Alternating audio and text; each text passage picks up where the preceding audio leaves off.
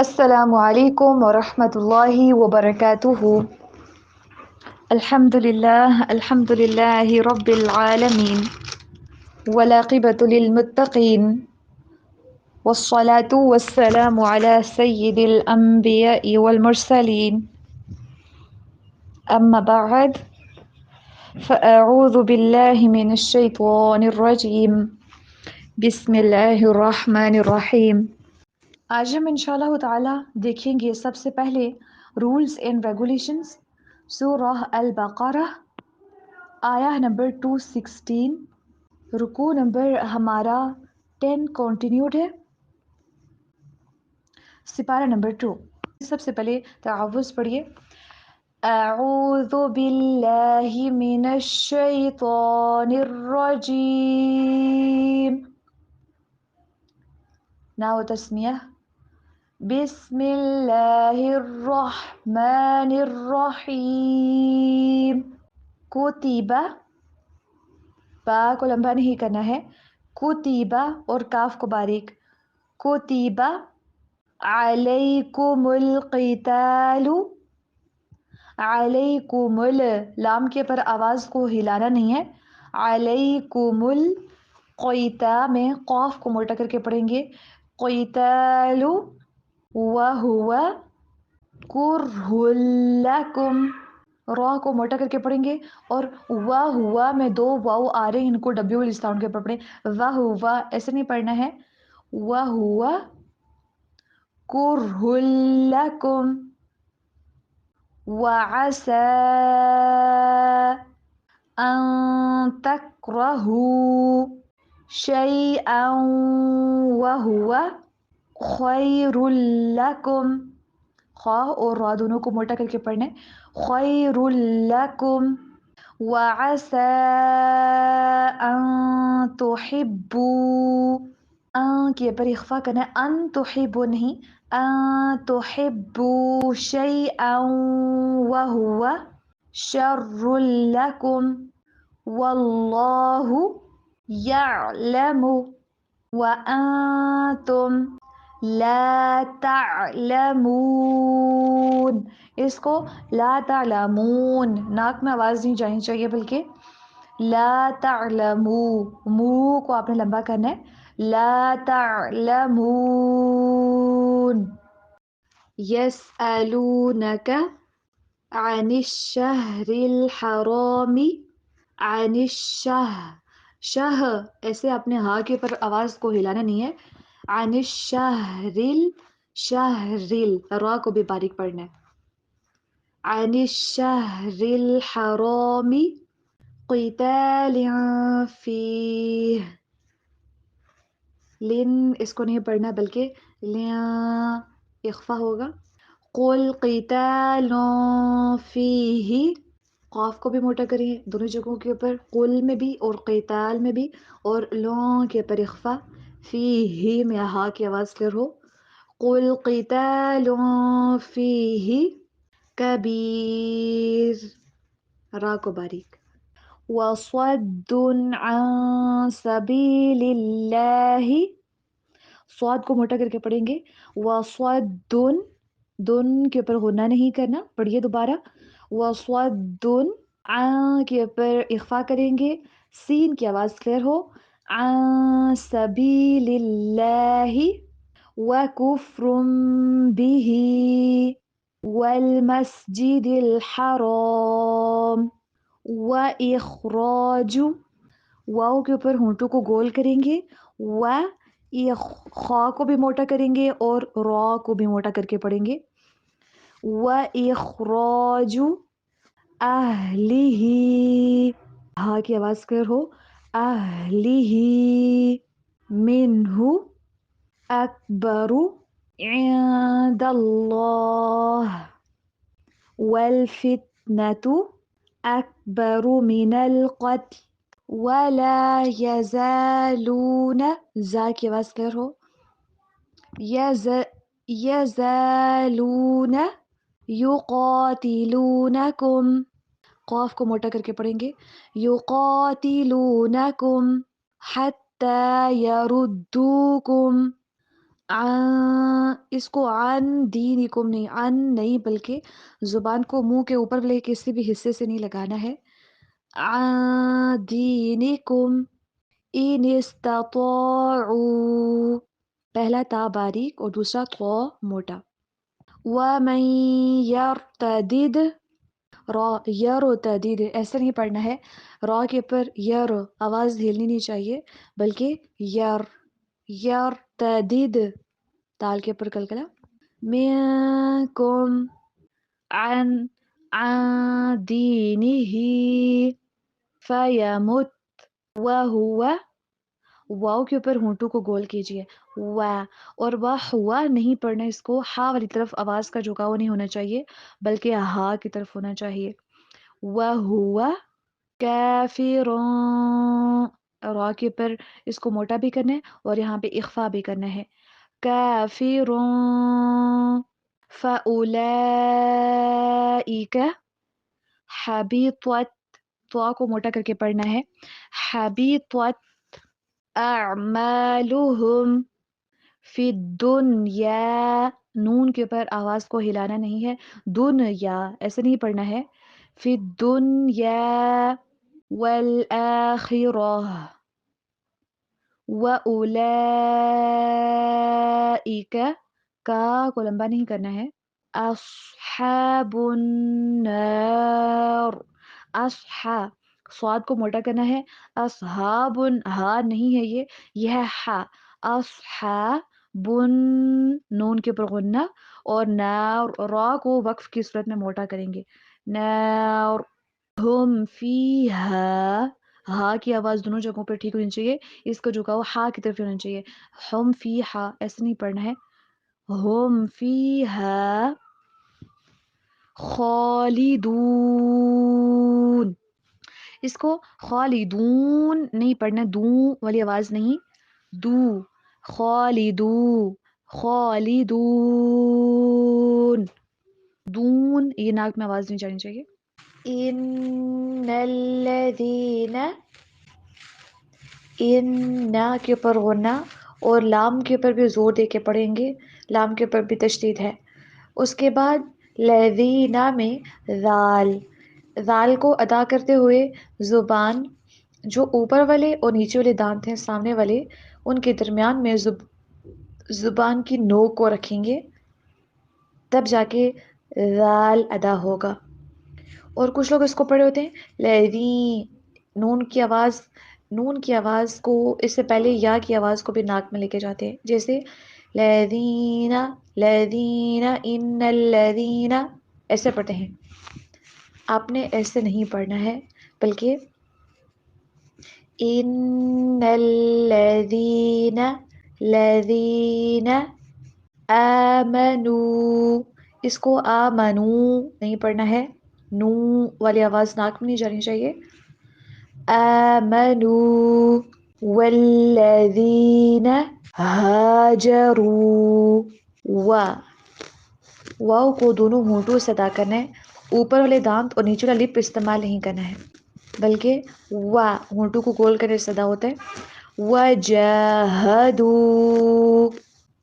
ہا کی آواز اس میں بھی کلیئر ہو، وجاہدوا اس سے نہیں پڑھنا ہے، ہا کی آواز نہیں بلکہ جاہدوا، اور دو کو بھی ایک الف کے برابر لمبا کرنا ہے. فی سبیل اللہ اولئک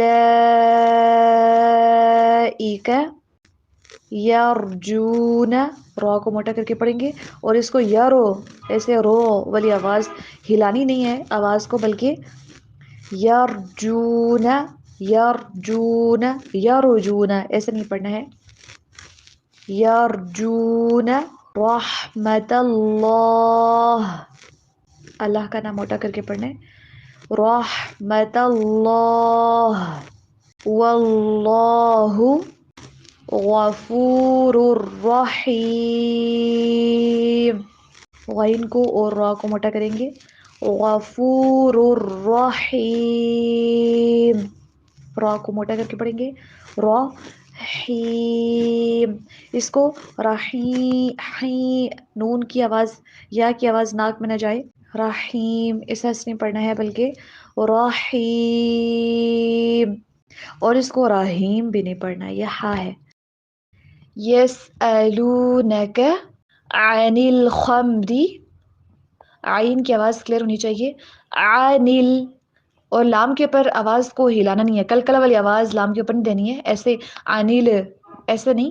انل خمری، خا کو موٹا کرنا ہے. خمری ایسے نہیں بلکہ خمری، خمری. میم کے اوپر خمری، خم، یہ جو م والی آواز ہوتی ہے میم کے آگے ایک والی آواز لگ رہی ہے، یہ آپ نے نہیں ڈالنی بلکہ خمری. یسألونک عن الخمر والمیسر، را کو بالکل باریک پڑھیں گے.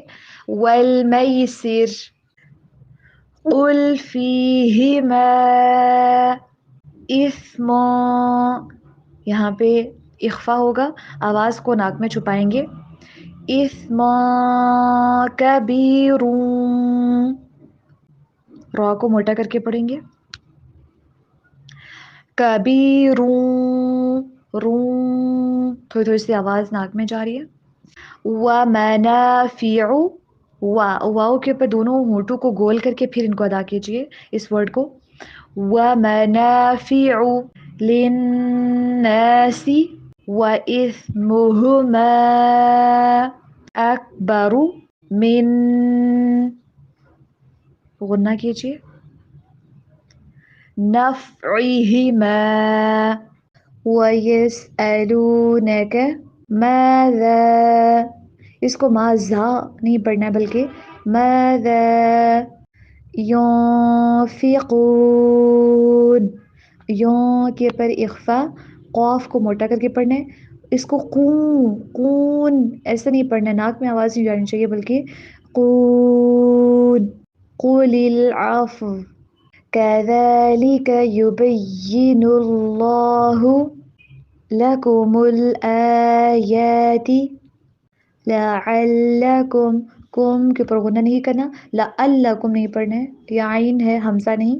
لَعَلَّكُمْ تَتَفَكَّرُونَ، اس کو بھی رون نہیں پڑھنا، ناک میں آواز نہیں جانی چاہیے. تَتَفَكَّرُونَ. دیکھتے ہیں ٹرانسلیشن. اعوذ باللہ من الشیطان الرجیم، بسم اللہ الرحمن الرحیم. کتبہ فرض کر دی گئی، علیکم تم پر، القتال لڑائی، وہو حالانکہ وہ، کرہ لکم تمہیں ناپسند ہے، وعسیٰ اور ہو سکتا ہے کہ، اور ہو سکتا ہے، ان تکرہو کہ تم ناپسند کرو، شیئن کسی چیز کو، وہو حالانکہ وہ، خیر لکم بہتر ہو تمہارے لیے، وعسیٰ اور ہو سکتا ہے، ان تحبو کہ تم پسند کرو، شیئن کسی چیز کو، وہو اور وہ، شر لکم تمہارے لیے بری ہو، واللہ اور اللہ تعالی، یعلم جانتا ہے، وانتم اور تم، لا تعلمون نہیں جانتے. یسألونک وہ آپ سے پوچھتے ہیں، یسألونک وہ آپ سے پوچھتے ہیں یا وہ آپ سے سوال کرتے ہیں، عن الشہر الحرام حرمت والے مہینے کے بارے میں،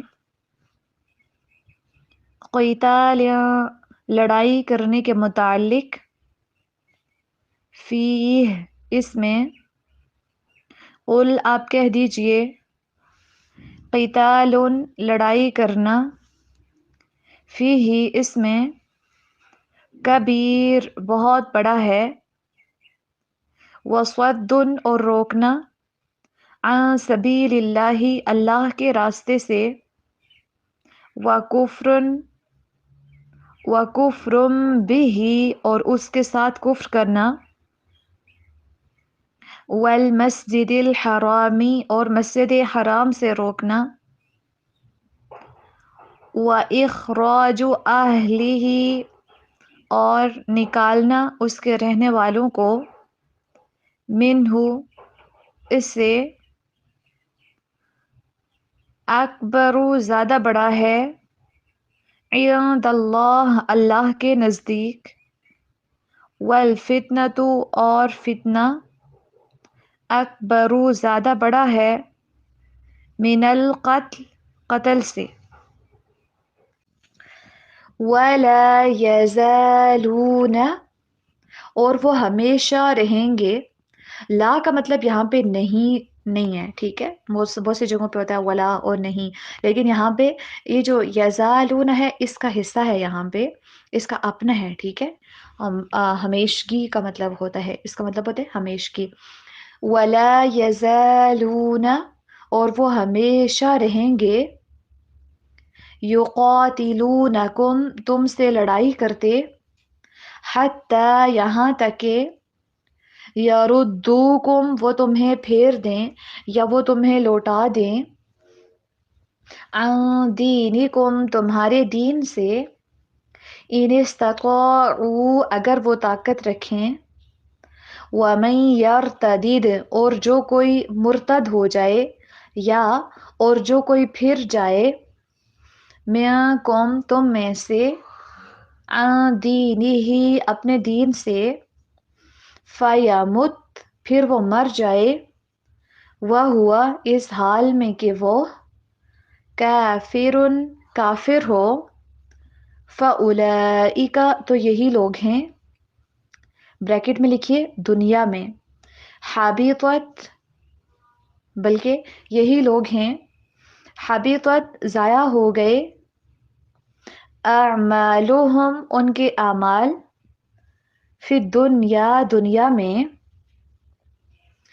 والآخرۃ اور آخرت میں، وأولئک اور یہی لوگ، اصحاب النار آگ والے ہیں، ہم فیہا وہ اس میں، خالدون ہمیشہ رہنے والے ہیں، ان الذین بے شک وہ لوگ، آمنوا جو ایمان لائے، والذین اور وہ لوگ، ہاجروا جنہوں نے ہجرت کی، وجاہدوا اور انہوں نے جہاد کیا، فی سبیل اللہ اللہ کے راستے میں، اولئک یہی لوگ، یرجون امید رکھتے ہیں، رحمت اللہ اللہ کی رحمت کی، واللہ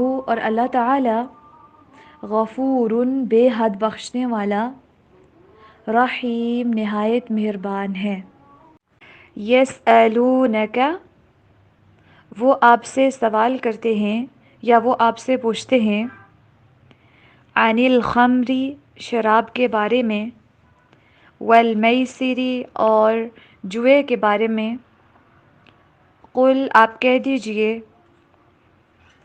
فیہما ان دونوں میں، اثم گناہ ہے، کبیر بہت بڑا، ومنافع اور کچھ فائدے ہیں، للناس لوگوں کے لیے، وَإِثْمُهُمَا اور ان دونوں کا گناہ، اکبر زیادہ بڑا ہے، من نفعہما ان دونوں کے فائدے سے یا نفع سے، وَيَسْأَلُونَكَ اور وہ آپ سے سوال کرتے ہیں، ماذا ينفقون کیا چیز وہ خرچ کریں، قل آپ کہہ دیجئے، العفو ضرورت سے زائد، کذالک اسی طرح، یبین اللہ اللہ تعالی واضح کرتا ہے یا بیان کرتا ہے اللہ تعالی، لکم تمہارے لیے، الآیات نشانیاں، لعلکم تاکہ تم، تتفکرون غور و فکر کرو، كتب عليكم القتال وهو كره لكم وعسى أن تكرهوا شيئا وهو خير لكم وعسى أن تحبوا شيئا وهو شر لكم والله يعلم وأنتم لا تعلمون. كتب عليكم القتال، تمہارے اوپر فرض کر دی گئی ہے یا لکھ دی گئی ہے لڑائی، وَهُوَ كُرْهٌ لَكُمْ، حالانکہ وہ تمہیں ناپسند ہے۔ اس سے پہلے پچھلی آیت کے اندر ہم دیکھ رہے تھے اللہ سبحانہ وتعالیٰ نے فرمایا کہ قُلْ مَا أَنفَقْتُم مِّن خَيْرٍ، اس سے پہلے ترغیب دی گئی خرچ کرنے کی، مال میں سے خرچ کریں آپ۔ اب یہاں پہ اللہ سبحانہ وتعالیٰ نے جان کو بھی لگانے کے بارے میں ہمیں ترغیب دی ہے۔ وَهُوَ كُرْهٌ لَكُمْ، اب ہم کرہن کا جو ورڈ ہے نا، اس کو ہم ویسے آپ نے ایک ورڈ اردو کے اندر دیکھا ہوگا کراہیت، کہ مجھے نا فلان چیز سے بڑی کراہیت محسوس ہوتی ہے، یا فلان بندہ فلان چیز سے بڑی کراہیت محسوس کرتا ہے، اس کا مطلب ہوتا ہے کہ اس کو ناگوار گزرتی ہے، اچھی نہیں لگتی۔ اب کرہن کا مطلب ہوتا ہے کہ بالکل سراسر ناپسند ہے، سرے سے پسند ہے ہی نہیں، کرہن سراسر ناپسند ہے۔ اور اس طرح سے کتبہ، اس سے پہلے بھی ہم کتب علیکم الصیام، کتب علیکم القصاص، اس طرح کے ہم ورڈز پڑھ چکے ہیں۔ تو اللہ سبحانہ وتعالیٰ نے اس سے پہلے مال کو لگانے کی ترغیب دی، اب یہاں پہ اللہ سبحانہ وتعالیٰ نے جان کو لگانے کی تو ترغیب دی۔ اب دیکھتے ہیں کہ کتبہ فرض کر دیا گیا ہے علیکم تم پر، القتال جہاد، لڑائی، وَهُوَ كُرْهٌ لَكُمْ، حالانکہ وہ تمہیں ناپسند ہے۔ اب یہاں پہ جو القتال ہے نا، الف لام، یہ بیسیکلی ال جہاں پہ بھی الف لام پیچھے اگر کسی ناؤن کے یا کسی اسم کے پیچھے آ جاتا ہے نا، یہ عام کو خاص کر دیتا ہے۔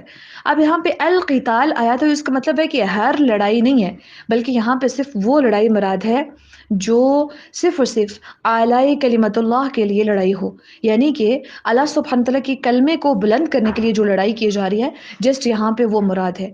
تو اللہ سبحانہ و تعالیٰ کے راستے میں، اللہ سبحانہ تعالیٰ کے راستے میں جہاد کرنا اور اسلام کے دشمنوں سے لڑنا اور مسلمانوں کا دفاع کرنا، اسلام کا دفاع کرنا، یہ مسلمانوں کے اوپر فرض کر دیا گیا ہے۔ تو یہاں پہ اس آیت مبارکہ میں اللہ سبحانہ و تعالیٰ نے مسلمانوں کے اوپر فرض کیا ہے کہ وہ جہاد کریں اور دشمنوں سے اسلام کا دفاع کریں، اسلام کو پروٹیکٹ کریں۔ اب جب حالات ایسے آ جاتے ہیں کہ خطرہ لاحق ہو تو وہاں پہ جہاد ضروری ہو جاتا ہے۔ اور سبحان اللہ، اگر ہم نبی اکرم صلی اللہ علیہ وآلہ وسلم کی زندگی کی طرف دیکھیں تو آپ کو مکی زندگی کے اندر بھی، جب نبی اکرم صلی اللہ علیہ وسلم کی جب سے نبوت سٹارٹ ہوتی ہے، تب سے بس ایک قسم کی آپ کو سٹرگل ان کی نظر آنا شروع ہو جاتی ہے۔ اور اسپیشلی جب مدینہ میں جاتے ہیں تو وہاں سے ایک لڑائی، دوسری، تیسری، چوتھی، پانچویں، ایسے لگاتار آپ غزوات کے بارے میں پڑھتے جاتے ہیں کہ یہ یہاں پہ پیش آیا، اس طرح سے۔ اور پھر جب غزوے سے واپس آتے ہیں، ایک سے واپس آتے ہیں، پھر دوسرے کی تیاریاں شروع ہو جاتی ہیں، دوسرے کی جب مسلمانوں کے خلاف دوسرے پروپیگنڈا سٹارٹ کرتے ہیں تو پھر ان کی مسلمانوں کی تیاریاں سٹارٹ ہو جاتی ہیں۔ تو اس نبی اکرم صلی اللہ علیہ وسلم کی اوورآل اگر ہول لائف اگر ہم دیکھیں، ایک چیز پتہ چلتی ہے کہ مومن صرف بس ایک آرام اور سکون سے بیٹھنے والی زندگی اس کی نہیں ہوتی، ہمیشہ اسٹرگل اسٹرگل اسٹرگل، چاہے آپ کی کہیں نہ کہیں پہ کسی نہ کسی طرح سے نا ایک آپ کی ایفرٹ اسٹرگل جاری رہتی ہے، ایک سکون اطمینان ہوتا ہے آپ کو، لیکن آپ کو وہ ایک جس طرح سے ہم چاہتے ہوتے ہیں کہ ساری خوشیاں ہی خوشیاں ہمارے نصیب میں ہوں، کوئی پریشان، بس ایک مطلب نا اسٹریٹ لائن چلتے رہے، اپس اینڈ ڈاؤنز نہ آئیں، تو یہ چیز مسلمان یا مومن کبھی ایکسپیکٹ نہیں کر سکتا اگر اس نے نبی اکرم صلی اللہ علیہ وسلم کی اور صحابہ اکرام رضی اللہ عنہم اجمعین کی زندگی کو اسٹڈی کیا ہے۔ ایک خوشی مل رہی ہے ایک سائڈ پہ، دوسری طرف پہ اتنا ہی بڑا یا اس سے بھی بڑا غم بھاری آ کے پڑ رہا ہے، کبھی کوئی پھر غم بہت بڑا پڑ رہا ہے، پھر اس سے بھی بڑی خوشی مسلمانوں کو نصیب ہو رہی ہے۔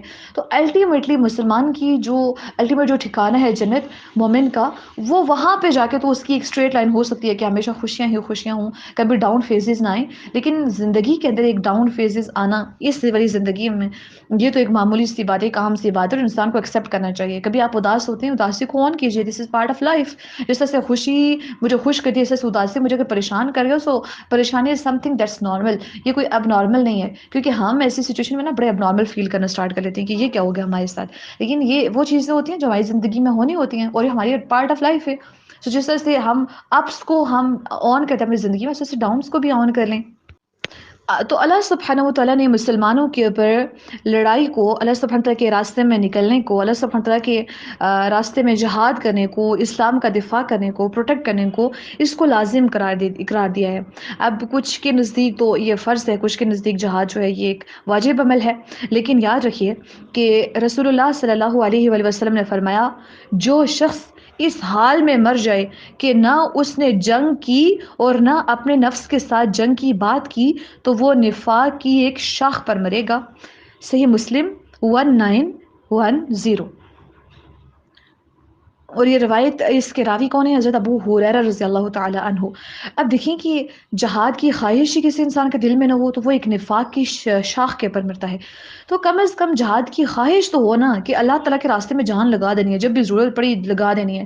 اور آج کل کے حالات ویسے ہی بنے ہوئے ہیں، تو انسان کے دل میں اگر جہاد نہیں کر سکتے، وہاں پہ پہنچنے کے لیے ریسورسز نہیں ہیں، طاقت ہی نہیں ہے، لیکن خواہش ہی نہ رکھنا کہ میں جہاد کر ہی نہیں سکتی، تو اور چاہے وہ مرد ہو چاہے وہ عورت ہو، جہاد کا جذبہ، جہاد کی خواہش، اللہ تعالیٰ کے راستے میں دین کو پروٹیکٹ کرنے کی خواہش ہر ایک انسان کے اندر ہونی چاہیے۔ اب ہم دیکھیں کہ جہاد بل آج کل سوشل میڈیا ہم کر سکتے ہیں کہ جتنی آوازیں اسلام کے خلاف اٹھتی ہیں، ان آوازوں کے احتجاج کے طور پر ہم اپنی آوازیں واپس اٹھا سکتے ہیں۔ جو میوزک کی جو سیریز اپلوڈ ہو رہی ہوتی ہیں، ان کے خلاف ہم بول سکتے ہیں کہ یہ حرام ہے، اس کو اسلام بالکل بھی آن نہیں کرتا، اس سے اپنی سوسائٹی کو بچائیں۔ اسلام کی جو ویلیوز ہیں ان کو ہم پروٹیکٹ کر سکتے ہیں اپنی آواز کے ذریعے، اپنے قلم کے ذریعے۔ آپ اگر آواز نہیں بلند کر سکتے، آپ لکھ کے اپنا جہاد کے اندر، اس جہاد کے اندر جو اسپیشلی اس طرح سے جسے ہم کہتے ہیں نا کولڈ وار چل رہی ہے، کہ بس ایک دوسرے کو اندر اندر سے کھائے جا رہے ہیں۔ اب کتنی ساری ایسی چیزیں ہیں جو ہمارے اپنے کنٹری کے اندر ایسی ہو رہی ہیں جو بالکل اسلام کے خلاف ہیں، اور کنٹری کی بات کہ اپنے گھر کے اندر دیکھیں کتنی خلاف شریعت باتیں ہو رہی ہیں، کام ہو رہے ہیں۔ تو ان کے خلاف کون لڑے گا، کون کھڑا ہوگا، ان کے خلاف کون بات کرے گا، ان کے خلاف کون اپنا احتجاج ریکارڈ کرے گا، بولے گا کون؟ ہمیں یہ تو نہیں کہا جا رہا نا کہ آپ تلوار اٹھا کے اپنے گھر والوں کا سر قلم کر دو یا اپنے فیملی والوں کا، لیکن وہاں پہ کم از کم اب جو برائی ہے اس کو برا جانیں، اس کے بعد پھر ان کو سمجھائیں زبان سے۔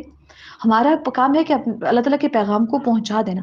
تو آج اس چیز کی بہت زیادہ ضرورت ہے کہ انسان جہاد کے تشریک ہو، اور اسپیشلی اس لڑائی کے اندر جو سوشل میڈیا کے تھرو اسلام کی ویلیوز کو بالکل ڈاؤن کیا جا رہا ہے، یا ڈفرینٹ جو پلیٹ فارمز ہیں جیسے ڈراماز، موویز اور میوزک، اور اس کی جو فحش پوئٹری ہوتی ہے، اس کے ذریعے جو اسلام کی کلچر، اسلام جو کلچر پروموٹ کرتا ہے اس کو بالکل ڈس آن کیا جا رہا ہے۔ اور ایک جو حجاب لینے والا بندہ ہے، جو غیر محرم سے بات نہیں کرتا، جو غیر محرموں کے ساتھ آئی کانٹیکٹ کرنے سے اوائڈ کرتا ہے، اس کو بالکل ایک عجیب، معیوب اور اس طرح سے سمجھا جاتا ہے جیسے کوئی پیڈو لوگ ہیں، ایک بالکل بیکورڈ ایریا سے بلانگ کرنے والے لوگ ہیں، ان کو ایسا بنا دیا گیا ہے۔ اور ماڈرنزم، سو کالڈ ماڈرنزم، اس کو بنایا جا رہا ہے کہ جو اپنے آپ کو جتنے بال کھول سکے، جتنا فیشنیبل بن کے لوگوں کے سامنے پیش ہو سکے، جتنے ہائیلی برانڈڈ کپڑے پہن سکے، اس کو یہ ماڈرنزم کہہ رہے ہیں۔ اللہ اکبر! اگر ہم صحابہ اکرام رضی اللہ عنہم اجمعین کی زندگی کی طرف دیکھیں، نبی اکرم صلی اللہ علیہ وسلم کی زندگی کی طرف، ان کے پاس کوئی محل نہیں تھے، لیکن وہ احساس کمتری کا شکار نہیں تھے، کمپلیکسز کا شکار نہیں تھے۔ ان کے پاس پہننے کے لیے اچھے کپڑے نہیں تھے، لیکن وہ پھر بھی کمپلیکسز کا شکار نہیں تھے۔ اور آج ہم اگر ایک عام سا ہمارے پاس لباس ہے جو کہ اچھا خاصا ہوتا ہے لیکن دوسروں کی نظر میں وہ عام ہوتا ہے، ہم اس کے اوپر کمپلیکس کا شکار ہو جاتے ہیں، یار وہ اس کا اتنا اچھا ہے، میرا کیوں نہیں ہے ایسا؟ کیونکہ یہ چیزیں ہماری سوسائٹی کے اندر، ہمارے مائنڈز کے اندر انسرٹ کی جا رہی ہیں۔ اب ان کے خلاف بولے گا کون؟ ہم نے ہی تو بولنا ہے نا۔ تو اللہ سبحانہ وتعالیٰ کے کلمے کی بلندی کے لیے ہم نے لڑائی کرنی ہے۔ وہاں پہ بات تو جہاد کی ہو رہی ہے، لیکن ہم اس کی اگر ہم دیکھیں تو ہم اپنے لیول کے اوپر کہاں پہ جا کے جب اس جہاد کی ضرورت پیش آتی ہے تو سب پہلی صف کے اندر ہم ملیں وہاں پہ، کیونکہ اللہ جان تو دینی ہے، اللہ تعالیٰ کے راستے میں اگر لگ جائے تو کیا ہی بات ہے۔ اور اس راستے میں اگر انسان مر بھی جاتا ہے تو تب بھی شہید ہے۔ اور شہید تو وہ ہے جو مرنے کے بعد دوبارہ سے خواہش کرے گا، کوئی اور نہیں کرے گا، لیکن شہید پھر بھی کرے گا کہ مجھے دوبارہ سے زندگی دی جائے، دوبارہ سے میں اللہ تعالیٰ کے راستے میں اپنی جان کو قربان کروں۔ دس از دا پروٹوکول آف شہید۔ وہ اپنا جب مقام دیکھے گا کہے گا میں دوبارہ سے شہید کیا جاؤں۔ تو جہاد کی خواہش اپنے دل کے اندر انسان کو رکھنی چاہیے۔ اور یہ جو جو فتنے ہیں جو اسلام کو اسلامی culture, Islamic values, Islamic morals, اور جو انسان کسی کو دھوکہ نہیں دیتا، جو جھوٹ نہیں بولتا، کہتے ہیں یار تم جھوٹ نہیں بولتی ہو، اس کا مطلب ہے کہ کیا بھیا کیا بات ہوئی، آج کل کے دور میں جھوٹ کے بغیر گزارا کیسے ہے، آج کل سودی کاروبار کے بغیر گزارا کیسے ہے، ڈفرینٹ ڈفرینٹ نا اس طرح کے آپ کو پروپیگنڈاز بتائے جا رہے تھے. حالانکہ یہ اسلام ہے جو آپ ان کو بتا رہے ہوتے ہیں کہ یہ اسلام ہے، اس کو میں فالو کرتی ہوں. وہ بتاتے ہیں ہم ماڈرن سوسائٹی کے اندر رہتے ہیں، اسلام ماڈرنزم کو ڈسون نہیں کرتا، لیکن اسلامک جو ویلیوز ہیں نا ان کو ہم نے واپس سے پروموٹ کرنا ہے. اور جب کوئی ہمیں ایسا جواب دے آگے سے کہ آپ ایسا کام کیوں نہیں کرتی ہو، کیونکہ آپ کہیں کہ میرے اوپر اللہ تعالیٰ کا رنگ ہے، سے بہت اللہ میں تو اللہ تعالیٰ کا رنگ اوڑے ہوئی ہوں، اور اللہ تعالیٰ کا یہ حکم ہے میں اس کی پیروی کروں، اور اللہ کے رنگ سے بہتر کوئی رنگ نہیں ہے. اگر میں حجاب میں ہوں تو یہ، یا اگر میں اب پردے کے اندر ہوں، اگر میں جھوٹ نہیں بولتی، اگر میں سچائی کے اوپر کاربند ہوں، اگر میں میوزیکل کنسرٹس کو اٹینڈ کرنے کے بجائے میں دین کی مجالس کے اندر جاتی ہوں، اٹ مینس کہ میرے سے بہتر آپ کا رنگ نہیں ہو سکتا. کیوں؟ کیونکہ میں نے تو اللہ کا رنگ اوڑا ہے. ومن احسن من اللہ صبغہ، اس کے رنگ سے بہتر رنگ کوئی ہے نہیں. تو میوزیکل کنسرٹس میں جانے والے لوگ یا میوزیکل کنسرٹس کرنے والے لوگ مجھ سے کیسے بہتر ہو سکتے ہیں؟ میں علماء کرام کی مجالس میں بیٹھنے والی ایک لڑکی ہوں. تو اپنے جو دینی اقدار ہیں نا ان کے اوپر ہمیں اکثر ایسا فیل کروایا جاتا ہے جیسے آپ چپ کر کے بیٹھ جاؤ پیچھے ہو کے، یہ کیسی بات ہے کہ ہر بات پہ اس چیز کو پروموٹ کرو، اس چیز کو پروموٹ کرو. تو ہم نے اپنے دین کو، اور بات بھی ایسی ہوتی ہے کہ جو دین کو پیروکار ہوتے ہیں نا وہ اپنے آپ کو واقعی میں بہت پیچھے رکھنے کی کوشش کرتے ہیں. آپ کیوں پیچھے رکھتے ہیں خود کو؟ جب جہاں پہ بولنے کی ضرورت ہوتی ہے، اپنے پوائنٹ کو پروو کرنے کی ضرورت ہوتی ہے، پروو کیجیے. اینڈ آئی ہیو الحمد للہ multiple examples in front of my eyes کہ جہاں پہ ماشاء اللہ سے جو بالکل مجھ سے بھی ایج میں کم بچیاں ہیں وہ اپنے اسلام کو آن کرنے کے لیے بڑے بڑے لوگوں سے اپنی بات کو منوا رہی ہوتی ہیں اور بتا رہی ہوتی ہیں کہ ہم اس چیز کے اندر اس لیے پارٹیسپیٹ نہیں کر رہے بیکاز یہ ہمارے دین کے اندر نہیں ہے. اور واقعی میں کوئی کچھ بھی نہیں بگاڑ سکتا. اگر اللہ تعالیٰ نے آپ کے لیے فائدہ لکھا ہے تو ملے گا، اگر اللہ تعالیٰ کے لیے نقصان لکھا ہے اللہ تعالیٰ نے آپ کے لیے تو کوئی ساری مخلوق مل کے بھی آپ کو فائدہ نہیں پہنچا سکتی. عزت صرف اور صرف اللہ سبحانہ تعالیٰ کی ذات دے سکتی ہے، کوئی اور نہیں دے سکتا. آپ کہیں کہ اللہ میری عزت کم ہو جائے گی، لوگ پتہ نہیں میرے بارے میں کیا سوچیں گے، کچھ بھی نہیں سوچتا کوئی. اور کسی کی سوچ کے اوپر آپ کی عزت بے عزتی یہ آپ کے اوپر ڈپینڈ نہیں کرتی، بلکہ اللہ سبحانہ تعالیٰ جس کو دینا چاہتا ہے وہ دلوں کے اندر آٹومیٹکلی ڈال دیتا ہے. تو اللہ کی محبت کے اندر ہم کوئی کام کریں، نہ کہ لوگوں کی محبت کے اندر آ کے کسی اچھے کام سے ہم رک جائیں. تو کچھ دیکھیں، یاد رکھیں کہ اس کے اندر بھی ایک چیز جو موسٹلی فالو کرنی ہوتی ہے، حکمت. حکمت، اگر حکمت کے ساتھ آپ نے اگر کوئی بات کرنی ہے، حکمت اگر آپ کو اس کا علم ہے کہ جو حکمت کے ساتھ آپ کسی کو کوئی پیغام پہنچا سکتے ہیں تو وہاں پہ پہنچانا ہے. اور علم کے اندر حکمت تو ضروری ہوتی ہے. اگر آپ کہیں نہیں جی ایسے ہے میری ہی بات مانی جائے، میں یہ کہہ رہی ہوں وہ، اب ہمیں جو چیزیں ایکسیپٹ کرنے کے اندر اتنے زیادہ ایئرز لگ گئے لائف کے، وہ دوسرے بندے کو سمجھنے کے اندر، اس کو ان کو آن کرنے کے اندر، ایکسیپٹ کرنے کے اندر اس کو ڈیفیکلٹی تو پیش آئے گی. لیکن ہم نے ہمیشہ نرمی والا پہلو، ہمیشہ با اخلاق طریقے سے، اور ہمیشہ ایک پیار محبت شفقت والے انداز میں ہم نے اللہ سبحانہ تعالیٰ کے دین کو پہنچانا ہے. دیکھیں ہم وہ سورۃ البقرہ میں پڑھ کے آئے نا کہ ثم قست قلوبکم، کہ تمہارے جو دل ہے نا وہ کیا ہو گئے؟ پتھروں کی طرح ہو گئے، بالکل سخت ہو گئے. کچھ ایسے ہیں جن کے نیچے، جن کے اندر سے نہریں پھوٹ پڑتی ہیں، کچھ ایسے ہیں جو اللہ تعالیٰ کے خوف سے گر پڑتے ہیں. وہ بیسیکلی دلوں کی بات ہو رہی تھی نا. کچھ ایسے دل ہوتے ہیں جو فوراً سے ایکسیپٹ کر لیتے ہیں. آپ کا دل اگر ایسا ہے کہ آپ نے ایک چیز کو ایکسیپٹ کر لیا سو ویل اینڈ گڈ، آپ کا دل اچھا ہے. اب کچھ ایسے دل بھی ہیں جن کے اوپر بالکل بات رکتی نہیں ہے، ان کو بار بار چوٹیں لگتی ہیں پھر جا کے ٹوٹتے ہیں. اس طرح سے کچھ ایسے دل ہوتے ہیں جو بار بار آ کے قطرے گرتے رہتے ہیں، پانی کے گرتے رہتے ہیں، علم کے قطرے گرتے ہیں، اس کے بعد موٹیویشن کے قطرے گرتے ہیں، تب جا کے کہیں بہت ٹائم کے بعد جا کے وہ پگھلتے ہیں. کتنے صحابہ ایسے تھے جو پہلے ایمان نہیں لائے کہ آخر میں جا کے ایمان لے کے آئے. سو یہ دلوں کی بات ہوتی ہے. اور کچھ ایسے ہوتے ہیں جو تھوڑا سا بس کوشچننگ کر کے، تھوڑا بہت کر کے، پھر اس کے بعد آہستہ آہستہ اسٹیپ بائی اسٹیپ عمل کرنا اسٹارٹ کر لیتے ہیں. تو حکمت کے ساتھ ہم نے اللہ سبحانہ تعالیٰ کے دین کو آگے لے کے چلنا ہے، امتوں تک پہنچانا ہے. وہ جو ہم سیکھ رہے ہیں اس میں سے صرف حق بات، صرف اور صرف حق بات کو آگے پہنچانا ہے. کوئی اپنی طرف سے ایڈیشن کر کے کہ اس میں یہ ہوتا نا، اس لیے اپنی انٹرپریٹیشن بندہ نکال دے کہ نہیں میرے نزدیک ایسا ہوتا ہوگا، تو پھر انسان آگے بیان کرنا شروع کر دے. سو دس از آلسو رانگ، بیکاز ہم اپنی انٹرپریٹیشن کے اوپر ہماری دین ہے، بلکہ دین پہلے سے مکمل ہے. ہمارا کام ہے بس جو ہے اوتھینٹک اس کو بس آگے پہنچائیں، اپنی طرف سے کوئی تعویلیں لگا کے ہم آگے نہ پہنچائیں. تو ہم نے جو چھوٹی چھوٹی سی لڑائیاں ہیں اس کو ہم اپنی لائف کے ساتھ کنیکٹ کر کے دیکھ رہے ہیں نا کہ ہم اپنی جو اپنے لیول کے اوپر جو چھوٹی چھوٹی سی ہم لڑائیاں لڑ سکتے ہیں ان کو ضرور لڑیں. اور لڑائیاں ہماری کچھ ایسی ہونی چاہیے جو ہم الفاظ کے ذریعے ہماری وہ لڑائی جاری ہو. اللہ تعالیٰ کا کلمے کو بلند کرنے کے لیے ہم کبھی اپنی وائس کو ریز کر رہے ہوں. اور اس طرح سے ہم اور دا بیسٹ وے یہ ہے کہ لوگوں کو آپ قرآن کے ساتھ جوڑ دیں. اور جو قرآن کے ساتھ جڑ جاتا ہے نا وہ آٹومیٹکلی بہت سی برائیوں سے خود بخود دور ہو جاتا ہے. آپ نے اپنی لائف کے اندر خود بھی یہ چیز ریئلائز کی ہوگی کہ قرآن آپ کے دل کے اندر ایک الارم سیٹ کر دیتا ہے. جب بھی آپ کو غلط کام کرتے ہیں نا آپ کو پتا ہوتا ہے کہ یہ میں نے کام غلط کر لیا ہوا ہے اور آپ کا الارم اندر سے بولنا شروع ہو جاتے ہیں. ہاں عمل کو چھوڑتے ہوئے شاید آپ کو پرابلم ہوتی ہو, عادت کو چھوڑتے ہوئے پرابلم ہوتی ہے, لیکن الارم آپ کے اندر سیٹ کر دیا جاتا ہے. And that alarm is most important, کیونکہ جب آپ کے اندر الارم ایکٹیویٹ ہو گیا نا پھر آہستہ آہستہ کرتے کرتے وہ آپ کو ساری برائیوں سے دور کر دے گا. اکثر تو اس چیز کو, لڑائی کو, جہاد میں نکلنے کو لوگ نا اس کو ناپسند کرتے ہیں, نکلتے نہیں ہیں. اللہ سبحانہ وتعالی نے فرمایا وَعَسَىٰ أَن تَكْرَهُوا شَيْئًا وَهُوَ خَيْرٌ لَكُمْ.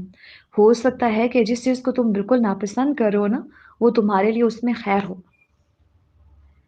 ایسا بھی نہیں ہے کہ اگر تمہیں جہاد کے اوپر نکلنے کا حکم دے رہے اور تم اس کو ناپسند کرو کہ میری جان چلی جائے گی, پھر اس کے بعد پیچھے سارا مال, میرے گھر والے سارے کے سارے پیچھے رہ جائیں گے, تو اس کے بعد پھر میں کیا کروں گا, وہ میرے بغیر کیا کریں گے. نہیں, بلکہ آپ نے ہر حال میں نکلنا ہے. اس سے ہم سورۃ الانفال کے اندر دیکھتے ہیں کہ اللہ سبحانہ وتعالی نے فرمایا یا ایھا الذین آمنوا اذا لقیتم الذین کفروا زحفا فلا تولوہم الادبار. کہ اے لوگوں جو ایمان لائے ہو, ایمان والے تو ہم ہیں نا, جب تم ان لوگوں سے جنہوں نے کفر کیا ایک لشکر کی صورت میں ملو تو ان سے پیٹھے نہ پھیرو, یعنی کہ لڑائی سے پیچھے نہ ہٹو. سورۃ الانفال. اب ہم دیکھیں کہ ایک تو ہے جہاد کے اندر نکلنا, کیا دل میں ہم جہاد کی خواہش بھی رکھتے ہیں؟ سب سے پہلے تو ہمیں اپنے ایمان کو چیک کرنے کی ضرورت ہے, کیونکہ ہم نے پڑھا کہ جب جو شخص بغیر جہاد کی خواہش کیے, دل میں اس نے یہ خواہش نہیں رکھی, شوق ہی نہیں رکھا, اس کے مر جاتا ہے تو وہ تو نفاق کی شاخ کے اوپر مرتا ہے. تو ہمیں دیکھنے کی ضرورت ہے کہ جہاں پہ بار بار لڑائی کا حکم آتا ہے, کیونکہ لڑائی کو اس لیے لوگ پسند کر رہے ہوتے ہیں, ناپسند کر رہے ہوتے ہیں نا جہاد کو, کیونکہ ان کو پتہ ہوتا ہے کہ اس میں ہم ہو سکتا ہے کہ زخمی ہو جائیں, اس میں ہو سکتا ہے کہ ہمارے جو اعضاء ہیں ہو سکتا ہے وہ کٹ جائیں, یا پھر بالکل ہماری جان ہی چلی جائے. تو ہر انسان کی خواہش ہوتی ہے کہ وہ زندہ رہے, لیکن مرنے سے ڈر لگتا ہے, تو اس لیے پھر وہ کیا کرتے ہیں کہ بچنا چاہتے ہیں کہ بس جہاد پہ نہ نکلنا پڑے. پھر ایک اور ریزن یہ ہوتی ہے ناپسند کرنے کی اس چیز کو کہ وہ کہتے ہیں اللہ اس پہ تو ہمیں مال بھی خرچ کرنا پڑے گا, پھر اہل و عیال اپنے گھروں سے اپنے پیاروں سے دور بھی رہنا پڑے گا, اور پھر ہو سکتا ہے کہ وطن سے دور جا کے ہمیں لڑائی کرنی پڑے, جہاد کرنا پڑے, تو ہمیں تو اپنے علاقے سے بڑی محبت ہے نا, ہم نہیں دور جا سکتے. اور اس طرح سے پھر سفر میں اتنی مشکلات اٹھانی پڑیں گی, کھانے پینے کی, پھر اس کے بعد نیند ہمیں سیکریفائس کرنی پڑے گی. تو جو ایسا سے سب چیزیں جو بے ترتیب ہو جائیں گی تو ان چیزوں کے ڈر کی وجہ سے انسان جہاد سے کتراتا ہے, دور بھاگتا ہے. اور پھر اللہ سبحانہ وتعالی نے فرمایا کہ ہو سکتا ہے کہ تم اس چیز کو ناپسند کرتے ہو, ہوا خیر لکم, لیکن یہ تمہارے لیے بہتر ہے. اب ہو سکتا ہے کہ یہ تمہارے لیے بہتر ہو, اس کا معنی یہ ہے, اس کا مطلب یہ ہے کہ ہو سکتا ہے کہ تمہیں فتح ہو جائے تو تم غالب ہو جاؤ گے, تو پھر جب غالب آؤ گے تو تمہیں مال غنیمت بھی حاصل ہوگا, پھر ساتھ ساتھ میں تمہیں اجر بھی ملے گا. اور اگر جو فوت ہو جاتا ہے تم میں سے تو وہ تو شہید کہلائے گا, شہادت کے مرتبے کے اوپر جب فائز ہو جائے گا تو پھر دیکھیں کہ اس کو کس قدر پروٹوکول سے نوازا جائے گا ایک شہید کو. پھر اگر ایسا ہوتا ہے کہ لڑائی سے تم لڑائی کرتے ہو تو بہت ساری چیزیں ایسی ہیں جن کے اوپر تم غالب آ جاؤ گے اور پھر تمہاری حکومت ہوگی. تو اب ہم دیکھیں کہ لڑائی سے بھاگنا صرف اس وجہ سے کہ زخم آ جائے گا, مر جائیں گے. لڑائی اگر میں نہ جائیں, جہاد نہ کریں, مرنا تو تبھی ہے. اچھا اگر ہو سکتا ہے آپ جہاد میں نہیں جا رہے, ایسے ہی گھر میں آ کے آپ کو گرتے ہیں چوٹ لگ جاتی ہے, ایسے ٹریولنگ کے دوران کہیں پہ آپ کا ایکسیڈنٹ ہو جاتا ہے, آپ کو لگ جاتی ہے, یہ ساری چیزیں آبویس ہوتی ہے نا. پھر آپ کو اعضاء کے کٹنے کا ڈر ہے کہ کہیں ایسا میرا بازو کٹ جائے جہاد کے دوران یا ایسا کام ہو جائے، تو یہ تو عام نارمل بھی کوئی بیماری لگ جائے تو بازو کٹ سکتا ہے۔ اپنے گھر والوں سے دور ہونا، ہو سکتا ہے کہ آپ کے گھر والے میں سے کسی کی ڈیتھ ہو جائے تو ان سے آپ دور ہو جائیں گے۔ آپ کو کوئی ایسی بیماری لگ جائے جس کی وجہ سے آپ کی نیند ڈسٹرب ہو جائے، ایسی بیماری لگ جائے جس سے آپ کا کھانا چھوٹ جائے، ایسا کوئی کچھ ایسا آپ کو غم لگ جائے جس کی وجہ سے، یا کوئی ایسے آپ کے اوپر آزمائش ہو جائے کہ آپ کو اپنا گھر چھوڑنا پڑے، اپنا وطن چھوڑنا پڑے، یا کوئی ایسی بیماری لگ سکتی ہے، کوئی ایسے حالات آ سکتے ہیں جن میں تمہیں مال خرچ کرنا پڑ سکتا ہے، اپنے اہل و عیال سے تم دور ہو جاؤ، تو مینز یہ تو جن چیزوں کی وجہ سے تم جہاد میں جانے کو ناپسند کرتے ہو، یہ کام تو تمہارے سارے کے سارے تمہارے ساتھ ہو سکتے ہیں یہاں پہ، اگر تم نہیں بھی جاتے تبھی، لیکن اگر تم چلے جاتے ہو وَهُوَ خَيْرٌ لَكُمْ، تمہارے لیے بہتر ہے، آخرت کے حساب سے بھی بہتر ہے، دنیا میں بھی تمہاری حکومت ہوگی، آخرت میں تمہیں اجر ہی اجر ہے۔ تو تم ان جن چیزوں کو تم ناپسند کرتے ہو سکتا ہے کہ وہ تمہارے لیے خیر کا باعث ہے۔ اسی طرح سے وَعَسَىٰ أَن تُحِبُّوا شَيْئًا وَهُوَ شَرٌّ لَكُمْ، اور ہو سکتا ہے کہ تم ایک چیز سے محبت کرو، گھر میں بیٹھنے کو، جہاد میں نہ نکلنے کو، جو جہاد میں جا رہے ہو ان کو بھی تم روک رہے ہو کہ نہیں نہیں جاؤ، تم ان چیزوں کو پسند کرتے ہو کہ گھر میں بیٹھے رہو، پیچھے پیچھے رہو، وَهُوَ شَرٌّ لَكُمْ، ہو سکتا ہے کہ تمہارے لیے اس میں شر ہے، ہو سکتا ہے کہ تم گھر میں بیٹھے ہی وہ ساری مصیبتیں پالو جو تمہیں جہاد میں جانے کے بعد ملنی تھی، لیکن اس کے اوپر اجر تھا، لیکن تمہیں گھر میں رہتے ہوئے تمہیں وہ سارے مسائل درپیش آ سکتے ہیں۔ تو ہو سکتا ہے تم پیچھے رہ رہے ہو کہ میری جان بچ جائے، ہو سکتا ہے کہ پیچھے رہنے سے تمہاری جان چلی جائے۔ تو جن چیزوں کو تم پسند کر رہے ہو سکتا ہے کہ وہ تمہارے لیے شر ہو ان میں۔ واللہ یعلم وانتم لا تعلمون، اللہ تعالیٰ تو جانتا ہے لیکن تم نہیں جانتے۔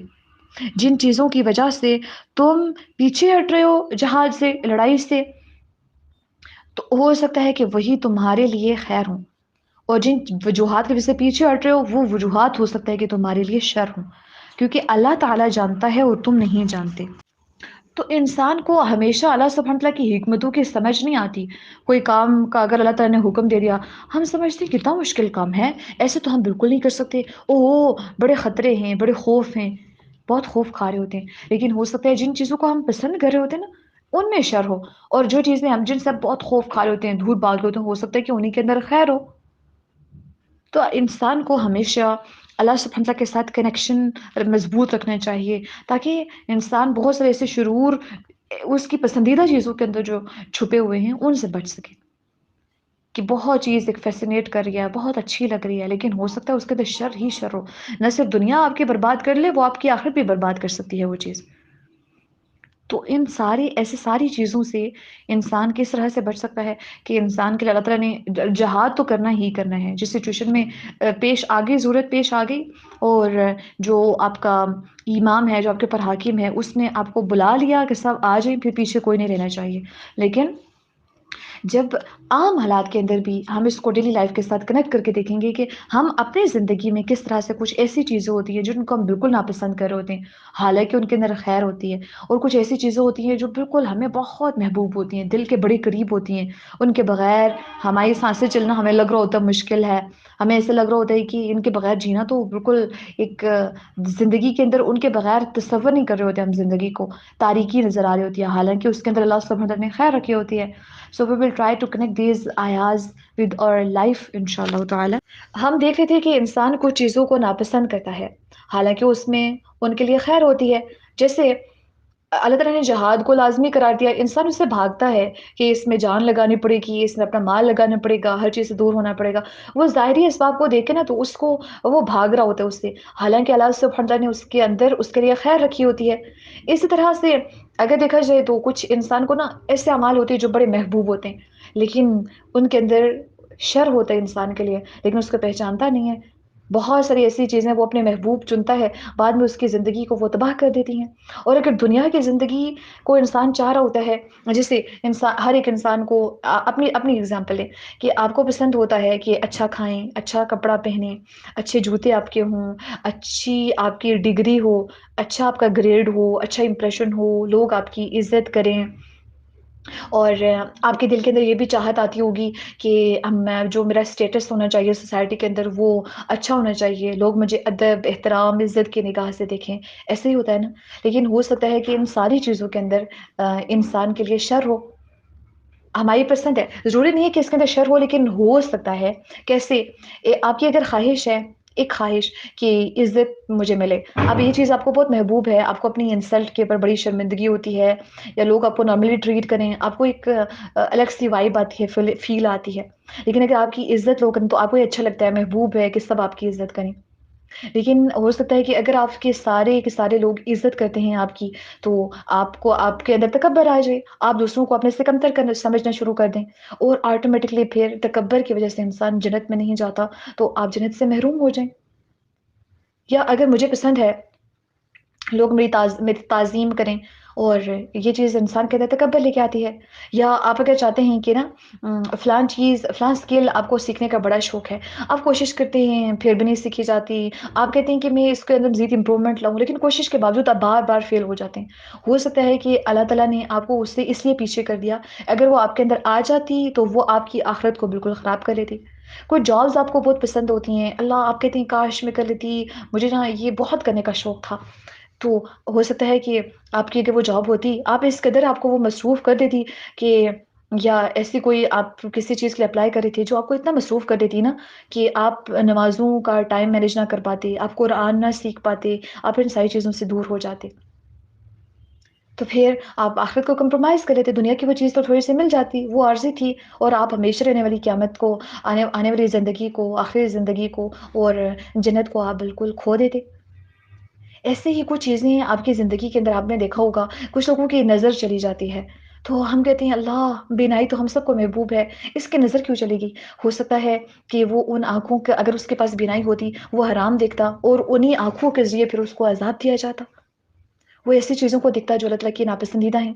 کچھ لوگ بولتے نہیں ہوتے، ہم کہتے ہیں اللہ اس کو یہ بولنا تو چاہیے تھا نا، اس کے اللہ تعالیٰ نے قوت گویا اس کو دی ہوتی کاش، لیکن ہو سکتا ہے جو چیز ہمیں بری لگ رہی ہے، لیکن ہو سکتا ہے کہ وہ زبان سے ایسے الفاظ ادا کرتا، غیبتیں کرتا، چغلیاں کرتا، دوسروں کے عیوب بیان کرتا، نقص نکالتا، جس کی وجہ سے وہ جہنم میں چلا جاتا۔ زبان کی وجہ سے انسان جہنم میں جائیں گے کتنے سارے لوگ، اس زبان کے ذریعے دوسروں کو تکلیف پہنچاتا، تو ایسے آپ کی زندگی کے اندر آپ دیکھیں کہ کون کون سی ایسی چیزیں ہیں جو آپ کی بہت شدید خواہش تھی، کوشش کے باوجود پھر بھی نہیں ہو پائیں، کچھ تو ایسے ہوتے نا جو ہم خواب دیکھتے رہتے ہیں، کوشش بھی نہیں کرتے، ہم کہتے ہیں بس ہو جائے، لیکن خود بخود تو کچھ بھی نہیں ہوتا، لیکن آپ نے کچھ چیزوں کے لیے ایفرٹ کی، کچھ ایسے رشتے ہوں گے آپ کی زندگی کے اندر جو آپ نے ان کو بنانے کی بڑی کوشش کی، کچھ دوستیں، کچھ ایسے ریلیشن شپس ہوتے ہیں جن کو آپ حتی الامکان کوشش کرتے ہیں کہ یہ خوش رہیں ہم سے، ہم ہر طرح سے ان کو جوڑنے کی کوشش کریں، لیکن پھر بھی وہ ٹوٹ جاتے ہیں، اب ہم پریشان ہو کے بیٹھ جاتے ہیں، اللہ ہم نے تو کتنی کوشش کی تھی لیکن یہ کیا ہو گیا ہم سے، تو ہو سکتا ہے کہ ان رشتوں کے اندر ہمارے لیے شر تھا، اس لیے اللہ تعالیٰ نے ان کو پراپرلی جوڑنے سے پہلے پہلے ہی ہم سے دور کر دیا۔ کچھ ایسے دوست، کچھ ایسے لوگ جو ہمیں ہو سکتا تھا کہ ان کے ساتھ مل کے ہم کچھ ایسے گناہ کرتے جو ہمیں جنت سے محروم کر دیتے، تو اللہ تعالیٰ نے ان کو دور کر دیا۔ کچھ ایسے دوست جو ہمیں میوزک کی طرف، غیبتوں کی طرف لگا سکتے تھے، اللہ تعالیٰ نے ہمیں ان سے دور کر دیا۔ تو ہماری زندگی کے اندر کتنی ساری ایسی چیزیں ہوتی ہیں، کسی کا بازو ٹوٹ جائے، کوئی محرومی ہو جائے، معذوری کوئی آ جائے، یا کوئی ایسی چیز جس کی ہم شدید خواہش رکھتے ہیں لیکن اگر نہیں ملتی وہ ہمیں، تو ہم یہ سوچنا شروع کر دیتے ہیں کہ اس کے اندر ہو سکتا ہے کہ ہمارے لیے ہم نا رونا پیٹنا ہم شروع کر دیتے ہیں، منہ بنا کے بیٹھ جاتے ہیں کہ اللہ یہ ہمارے ساتھ کیوں نہیں ہوا، ایسا ہونا چاہیے تھا، اللہ ایسے یہ چاہیے تھا مجھے، یہ کیوں نہیں ملا، ایسے ہمارے سوالات ہوتے ہیں نا، اکثر شکوے شکایات شروع کر لیتے ہیں۔ اگر ہمارا اس آیت کے اوپر ہی ایک یقین پختہ ہو جائے نا کہ میں کوشش کر رہی ہوں جس کے لیے، میں خواہش بھی رکھتی ہوں، مجھے بہت پسند ہے، لیکن پھر بھی نہیں ہو رہا وہ کام، پھر بھی نہیں مل رہی وہ چیز، اس کا مطلب ہے کہ وہ چیز میرے حق میں بہتر نہیں ہے۔ وہ اکثر میں اپنے ٹیچر کی اگزامپل کوٹ کیا کرتی ہوں نا کہ ہم کبھی کبھی اللہ تعالیٰ سے نا انگارے مانگ رہے ہوتے ہیں، کہ ایک بچہ ہے جس کو انگارہ بہت پیارا لگ رہا ہوتا ہے، اس کو بہت ایک چمکتا چمکتا پیارا لگ رہا ہوتا ہے، وہ اس کی طرف سے نا لپک لپک کے بھاگ بھاگ کے اس کو پکڑنے کی کوشش کر رہے ہوتے ہیں، والدین پیچھے کر رہے ہوتے ہیں، کبھی بچے کو پکڑ کے، کبھی انگارے کو دور کر رہے ہوتے ہیں، بچہ رو رہا ہوتا ہے کہ کیوں مجھ سے دور کر رہے ہیں، مجھے یہ چاہیے، مجھے ہاتھ میں لینا ہے، مجھے زبان میں اس کو رکھنا ہے، منہ میں ڈالنا ہے، اور اس طرح سے انسان بھی نا کچھ انگارے جن کی طرف لپک رہا ہوتا ہے لیکن اللہ اس کو پکڑ پکڑ کے پیچھے کرے ہوتے ہیں، کبھی انگاروں کو اس سے دور کرے ہوتے ہیں کہ پیچھے ہٹو، یہ چیزیں تمہارے لیے نقصان دیں، تمہیں جلا کے رکھ دیں گی، تمہاری زندگی کو خراب کر دیں گی، نہ صرف اس دنیا کو بلکہ آخرت کی زندگی کو بھی خراب کر دیں گی، لہٰذا بچو، پیچھے ہٹو۔ تو کتنی ساری ایسی چیزیں ہیں جو جن کے بارے میں ہمیں بہت محبوب ہوتی ہے، بہت پیاری لگ رہی ہوتی ہے، بہت شدید دل خواہش کر رہا ہوتا ہے، کاش یہ میرے پاس ہو جائے، مل جائے، لیکن ہو سکتا ہے کہ وہ ہمارے لیے اس کے اندر شر ہو، تو اللہ تعالیٰ اس کو ہم سے دور رکھتے ہیں۔ تو انسان کو اللہ تعالیٰ کی رضا کے ساتھ ہمیں راضی رہنا ہے۔ ہمیں یہ اللہ تعالیٰ سے شکوے شکایت نہیں کرنے کہ اللہ تعالیٰ یہ کیوں نہیں دیا، یہ کیوں چھین لیا مجھ سے، نہیں۔ لوگوں سے بھی شکوے نہیں کیا کریں کہ فلاں نے یہ کیوں کیا، فلاں نے یہ کیوں کیا، کیونکہ اس سے اگر کیا ہے تو اس کے اندر کچھ خیر ہوگی۔ اور کبھی کبھی اتنا کسی انسان سے آپ کو تکلیف پہنچتی ہے، کسی چیز سے، یا کوئی چیز جو آپ کو چاہیے ہوتی ہے لیکن نہیں ملتی، آپ کو اس قدر تکلیف پہنچتی ہے کہ آپ کو وہ بہت بری لگتی ہے، لیکن اللہ تعالیٰ نے اس کے اندر بھی خیر رکھی ہوتی ہے۔ صبر کریں گے اجر ہے، اور صبر کے بدلے میں اللہ تعالیٰ کا ساتھ نصیب ہوگا۔ ان اللہ مع الصابرین۔ اللہ تعالیٰ کا ساتھ پانے سے بہتر کسی اور کا ساتھ ہو سکتا ہے؟ کسی کو کھو دیا، صبر کیا تو اللہ مل گیا۔ اب اللہ کو پا لیا تو اللہ جب ساتھ ہے تو مینز کسی انسان کسی چیز کے ساتھ ہونے سے بہتر ہے کہ اللہ تعالیٰ ہمارے ساتھ ہے۔ تو اس کے لیے بھی، اس کے اندر بھی ہمارے لیے خیر تھی۔ تو ہمیں اپنی زندگی کے اندر شکوے شکایات کم کرنے ہیں، ان کو منیمائز کرنا ہے۔ ہمیں نا شکوے شکایات بہت ہم نے اپنی زندگی کے اندر شامل کر لیے، سو ان کو پیچھے تھوڑا سا ہم نے پیچھے آنا ہے کہ ہم شکوے شکایات اپنی زندگی سے کم کریں، جو اللہ سبحانہ وتعالیٰ کی رضا کے اندر راضی رہنا سیکھیں، جو چیزیں محبوب ہے ان کے اندر اگر کوشش کے باوجود اپنی طرف سے اب سب کچھ کرنے کے باوجود جب نتائج اللہ کے اوپر چھوڑ رہے ہیں پھر بھی ٹھیک نہیں ہو رہا، اس کا مطلب ہے کہ وہ آپ کے حق میں بہتر نہیں ہے۔ سو راضی ہو جائیں اللہ تعالیٰ سے، اپنی طرف سے بیسٹ دیں، اور اس کے بعد بس نتائج اللہ تعالیٰ کے اوپر چھوڑ دیں، کیونکہ واللہ یعلم وانتم لا تعلمون۔ اللہ تعالیٰ جانتا ہے اور تم نہیں جانتے، ہمیں نہیں پتا کہ اس کے اندر اس کا انجام کیا ہوگا۔ سو انجام اللہ تعالیٰ کے اوپر چھوڑنا چاہیے انسان کو۔ اگر محبوب چیز نہیں مل رہی، انجام اللہ تعالیٰ کے اوپر چھوڑ دیں، کیونکہ وہ جانتا ہے، ہم نہیں جانتے۔ اور اگر پسندیدہ چیز ہے لیکن ایسی چیز ہے جو بالکل ناپسند ہے لیکن پھر بھی وہ ہماری زندگی کا حصہ بن چکی ہے، نتائج اللہ تعالیٰ کے اوپر چھوڑ دیجیے، کیونکہ وہ جانتا ہے حکمتوں کو، ہم نہیں جانتے۔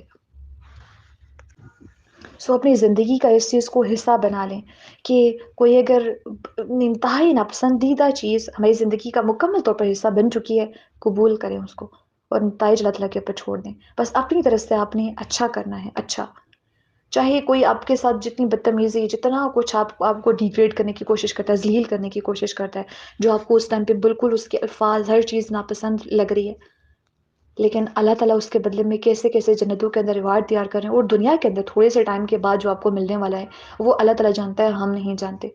اس طرح سے جو پسندیدہ چیز جا رہی ہے نا، اس کے پیچھے رونے دھونے کے بجائے صبر کریں تاکہ اس کے پر اجر ملے، اور ساتھ ساتھ میں اللہ سبحانہ تعالیٰ سے دعائیں مانگے، اور ساتھ ساتھ میں پھر اللہ سبحانہ تعالیٰ نتائج اللہ تعالیٰ کے اوپر چھوڑ دیں۔ اپنے پیارے جدا ہو جاتے ہیں تب بھی اللہ تعالیٰ کا شکر ادا کیجیے، ہو سکتا ہے وہ ساتھ ہوتے، ہم ان کے ساتھ ایسا کچھ کر جاتے کہ وہ رشتہ سارا کا سارا خراب ہو جاتا۔ ہمیں اپنے والدین کی، اگر آپ کے والدین کی ڈیتھ ہو چکی ہے، ہو سکتا ہے کہ وہ دنیا کے اندر ایسی کنڈیشن کے اندر آ جاتے کہ ہر طرح سے وہ معذور ہو جاتے، ڈیپینڈنٹ ہو جاتے، آپ کو ان کی تکلیف دیکھی نہ جاتی، اس لیے اللہ تعالیٰ نے ان کو پہلے ہی بلا لیا۔ سو ہر حال میں اللہ سبحانہ تعالیٰ سے شکر، اللہ سبحانہ تعالیٰ کے ساتھ شکر والا معاملہ اپنانا ہے، صبر و شکر۔ اور ساتھ ساتھ میں اس آیت کے اندر ایک بہت امپورٹنٹ پیغام بھی ہے کہ دعا کیجیے۔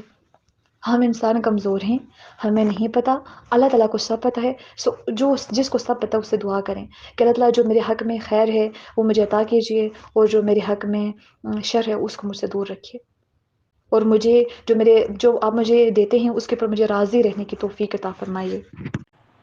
يسألونك عن الشهر الحرام قتال فيه قل قتال فيه كبير وصد عن سبيل الله وكفر به والمسجد الحرام وإخراج أهله منه أكبر عند الله والفتنة أكبر من القتل۔ ہم اس سے پہلے بھی حرمت والے مہینوں کے بارے میں جان چکے ہیں۔ 4 اسلامی مہینوں میں سے 4 ایسے مہینے ہیں، ٹوٹل مہینے ہیں 12 میں سے 4 ایسے ہیں جن کو حرمت والے مہینے قرار دیا جاتا ہے۔ حرمت والے مہینے یعنی کہ ان کے اندر بہت سارے ایسے کام ہیں جو کہ حرام ہو جاتے ہیں، جو نہیں کرنے چاہیے۔ اور یہ والے جو مہینے ہیں 4، یہ کون کون سے ہیں؟ آپ کو بھی یاد ہوگا، ذوالقعدہ، ذوالحجہ، محرم، رجب۔ اگین میرے ساتھ دہرائیے، ذوالقعدہ، ذوالحجہ، محرم اور رجب. یہ 4 مہینے ایسے مہینے ہیں جو حرمت والے مہینے ہیں. اب ایسا نہیں ہے کہ یہ اسلام کے آنے کے بعد ہی ان کی حرمت ہے، بلکہ اس سے پہلے بھی جب جہالیت کا دور تھا، ہر طرف شرک تھا، اسلام کہیں پہ بھی نہیں تھا، لوگ اس کو بالکل فالو نہیں کر رہے تھے، بھول چکے تھے، بس آباء و اجداد کے دین کے پر چل چل کے شرک کے اندر مبتلا ہو چکے تھے نا، تب بھی ان 4 مہینوں کی حرمت کا وہ خیال رکھتے تھے. اس کے اندر لوٹ مار کرنا، خوریزی کرنا، یہ تب بھی وہ لوگ حرام سمجھتے تھے. ایک مرتبہ یوں ہوا تھا، 2 ہجری میں، 2 ہجری ہجرت کے بعد کے جو سال ہیں نبوت کے، وہاں سے ہی ہجری کیلنڈر سٹارٹ ہوتا ہے. 1 ہجری، 2 ہجری، یعنی کہ ہجرت کا پہلا سال، ہجرت کا دوسرا سال. تو جب ہجرت کا دوسرا سال تھا تو تب نبی اکرم صلی اللہ علیہ وآلہ وسلم نے عبداللہ بن جحش، جین ہا شین، عبداللہ بن جحش رضی اللہ تعالی عنہ کی سرکردگی میں فوج کا ایک دستہ جہاد کے لیے روانہ کیا تھا. تو اب جب اس دستے نے کافروں کے اوپر حملہ کیا، جس سے ان کا ایک آدمی مارا گیا، اور پھر ایسا ہوا کہ بعض مال کو انہوں نے مال بھی لیا ان لوگوں سے، اور ان لوگوں کو بھی واپس کفار کو گرفتار کر کے نا مدینہ لے کے آ گئے. اب یہ واقعہ پیش آیا تھا رجب کے مہینے میں. اب دیکھیں رجب کا مہینہ، ہم نے دیکھا نا کہ یہ حرمت والا مہینہ ہے، 4 حرمت والے مہینوں میں سے ایک یہ مہینہ ہے. تو اب کفار نے مسلمانوں کو نا اس بات کے اوپر طعنہ دیا کہ تم نے رجب کے اندر جنگ کی ہے، کفار کے اوپر حملہ کیا ہے، اور اس مہینے کی حرمت کو توڑا ہے. تو اللہ سبحانہ وتعالیٰ نے پھر یہ آیت نازل فرمائی کہ ہاں، ماہ حرام میں یعنی کہ حرمت والے مہینوں میں جنگ کرنا ہاں واقعی میں بہت بڑا گناہ ہے، لیکن تم تو اس سے بھی بڑے بڑے گناہوں کا ارتکاب کرتے ہو. کفار کو جواب ہے. اب کیسے کیسے کام کرتے ہو تم، کہ تم اللہ کے راستے سے، وَصَدٌ عَن سَبِيلِ اللَّهِ، کہ تم اللہ کے راستے سے روکتے ہو، یعنی کہ اسلام سے روکتے ہو. پھر وَكُفْرٌ بِهِ، اور اللہ کے ساتھ تم کفر کرتے ہو، وَالْمَسْجِدِ الْحَرَامِ، اور تم مسجد حرام سے بھی روکتے ہو.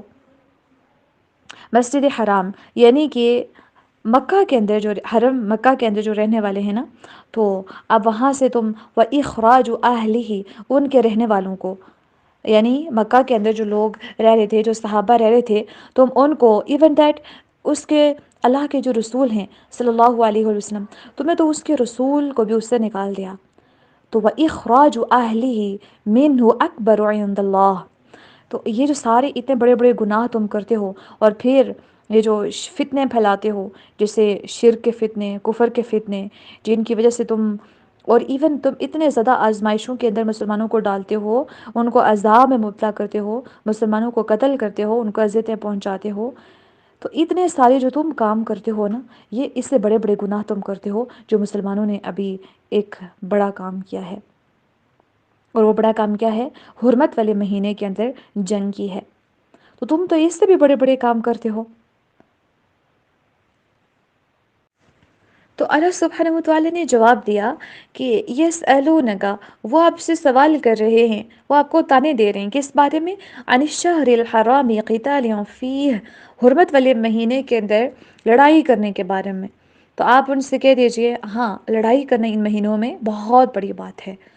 وَصَدٌ عَن سَبِيلِ اللَّهِ وَكُفْرٌ بِهِ، اللہ کے راستے سے روکنا، اللہ تعالیٰ کے ساتھ کفر کرنا، اور مسجد حرام سے لوگوں کو روکنا، اور حرم کے اندر، مکہ کے اندر رہنے والوں کو وہاں سے نکال دینا، یہ اللہ تعالیٰ کے ہاں اس بات سے بڑا گناہ ہے.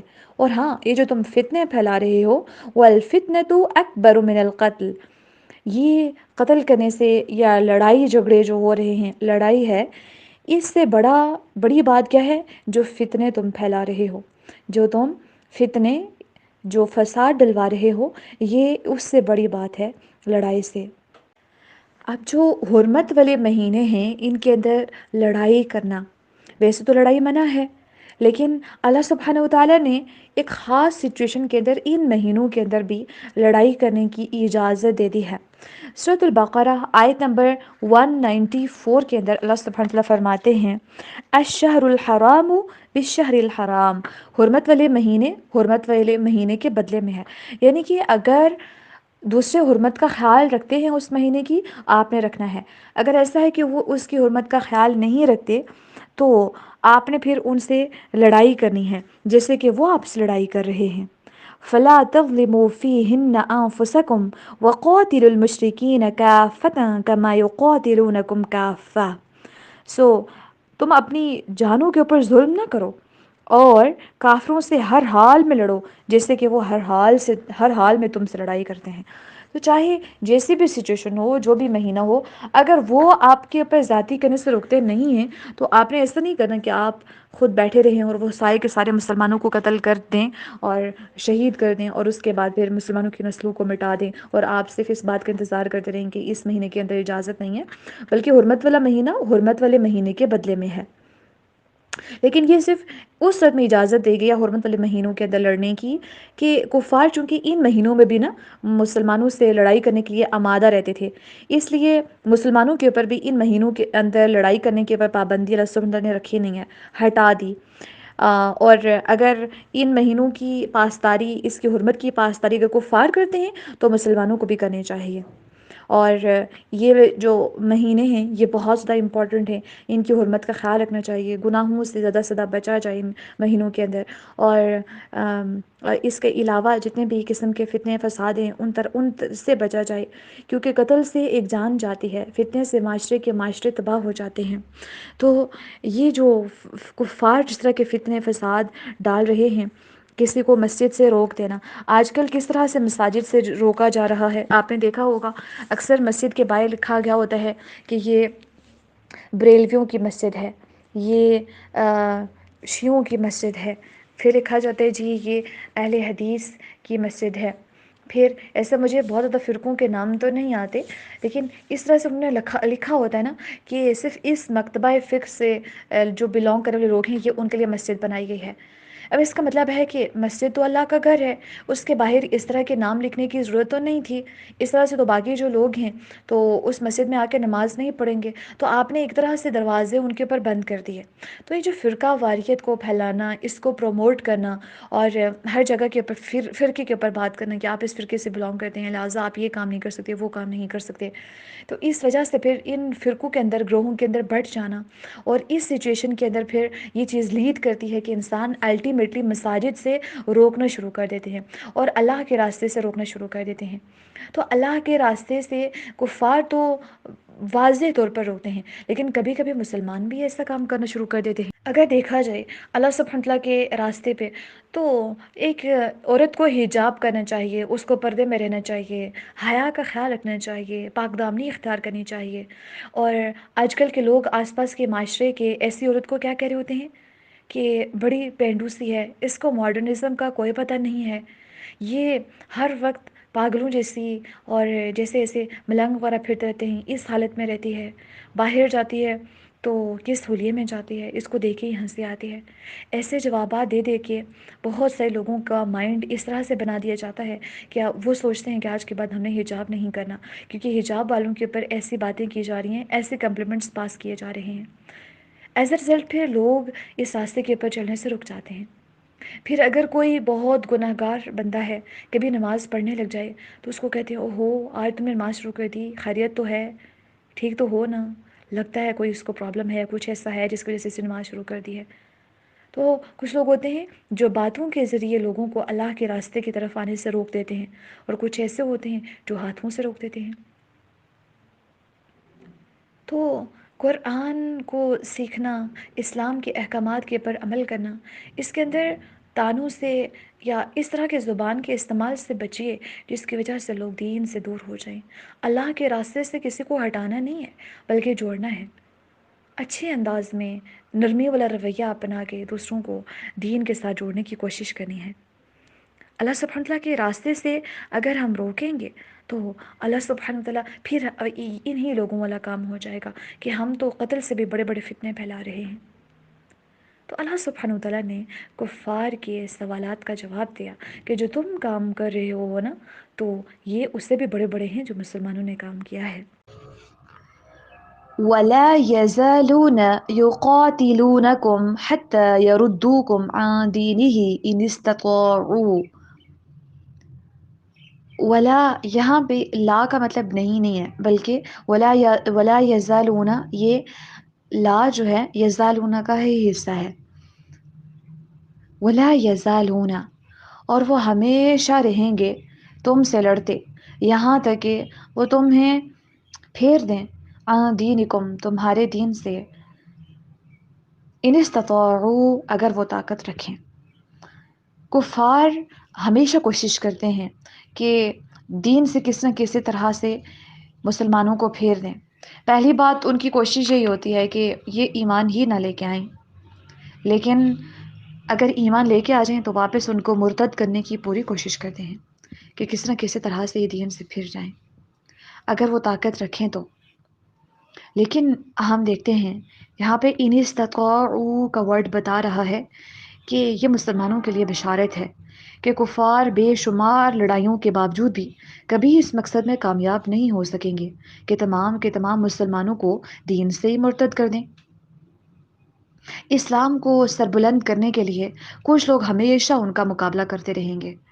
آپ اپنے معاشرے میں دیکھیے کفار سے ہٹ کے کچھ ایسے مسلمان بھی ہیں جو بے حیائی پھیلانے کا کام معاشرے کے اندر کر رہے ہیں، جو سو کالڈ ماڈرنزم کے نام پہ اسلام کی ساری باؤنڈریز کو توڑ دیتے ہیں. لیکن اس کے اپوزٹ آپ نے دیکھا ہوگا چند ایک ایسے لوگ ہوں گے جو ہمیشہ ان کے خلاف آوازیں بلند کرتے رہتے ہیں. اگر آپ کے ٹاؤن میں، آپ کے سٹی میں یہ بات نہیں ہے، اوور آل کنٹری لیول کے اوپر دیکھیے، ایک طرف سوشل میڈیا کے اوپر اور برملا ہر ایک جگہ کے اوپر بھی بے حیائی اور فحاشی کا اظہار ہو رہا ہوتا ہے. کچھ ایسے دشمن عناصر ہوتے ہیں جو ہمیشہ دین کو نقصان پہنچانے کے لیے تیار رہتے ہیں، کچھ نہ کچھ پروپیگنڈاز کرتے رہتے ہیں.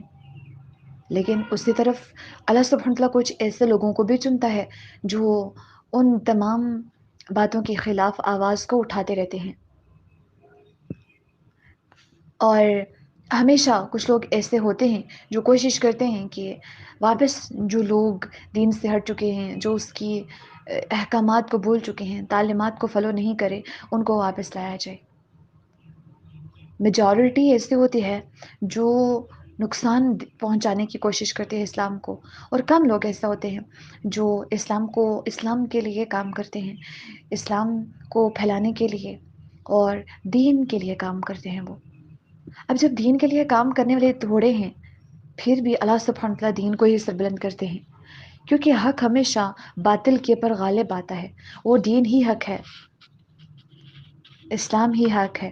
یہ ہر معاشرے کے اندر غالب آ کر رہے گا. جس قدر ہم دیکھتے ہیں نا سمندر ایک پورا سیلاب آتا ہے ٹھاٹھے مارتا ہوا فتنوں کا، اللہ سبحانہ وتعالیٰ تھوڑے ہی لوگوں کے ذریعے، چند ہی پتھروں اور چند ہی کنکریوں کے ذریعے ہی اس سیلاب کے ریلے کو روک دیتے ہیں اور اس کو اتنی تباہی نہیں کرنے دیتے جس شدت کے ساتھ وہ آ رہا ہوتا ہے. تو اگر یہ لوگ طاقت رکھیں تو ہمیشہ تم سے لڑائی کرتے رہیں گے یہاں تک کہ تم بھی مرتد ہو جاؤ، تم بھی ان کے دین کے اندر داخل ہو جاؤ.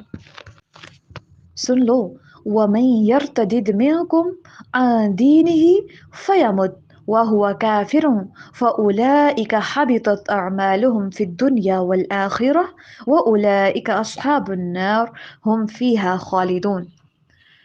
جو کوئی مرتد ہو جائے، یعنی کہ اسلام سے پھر جائے، اسلام کے اندر داخل ہو کے واپس پھر کسی اور دین کی طرف پھر جائے اور وہ اسی حالت میں مر جائے، تو اس کے تمام اعمال ضائع ہو جاتے ہیں.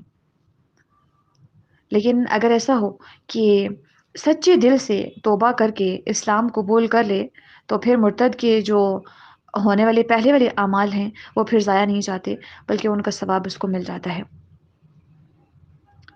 تو اگر کوئی شخص مرتد ہو جائے تو اس کی سزا کیا ہے؟ اس سے پہلے بھی ہم پڑھ چکے ہیں کہ 3 قسم کے ایسے لوگ ہیں جن کو قتل کیا جا سکتا ہے، ان کی اجازت ہے. اور ان میں سے ایک، جو شخص مرتد ہو جائے، جو شخص مرتد ہو جائے توبہ نہ کرے تو اس کی سزا پھر قتل ہے. ان کے دنیا کے اندر ہی اعمال ضائع ہونے کا مطلب یہ ہے کہ قتل کر دیے جائیں۔ نبی اکرم صلی اللہ علیہ وآلہ وسلم نے فرمایا جو اپنا دین یعنی کہ اسلام بدل لے اسے قتل کر دو، صحیح البخاری 3017۔ اور پھر اس وجہ سے اب دیکھیں اسلام کی وجہ سے اس کے پاس کتنی نعمتیں تھیں کہ جان کی حفاظت، مال کی حفاظت، عزت کی حرمت، مرنے کے بعد نماز جنازہ پراپر پروٹوکول کے ساتھ اس کو قبرستان لے کے جایا جاتا، وہاں پہ دفن کیا جاتا، اور مسلمان اگر ہے تو اگر بیوی ہے تو زوجیت کے حقوق، وراثت کے حقوق فوراً ملتے، اور تمام کے تمام جو آس پاس کے حقوق ہیں واقعی رشتوں سے وہ بھی اس کو سارے حاصل ہوتے، اگر مرد ہے تو تب بھی اسے حاصل ہوتے، لیکن اس کی سزا یہ ہے کہ ان ساری چیزوں سے اس کو محروم کر دیا جائے دنیا کے اندر، اور آخرت کے اندر بھی ایسے لوگوں کے لیے سخت سزا ہے۔ اور آخرت کی سزا فَأُولَئِكَ أَصْحَابُ النَّارِ، آگ میں ہوں گے یہ لوگ۔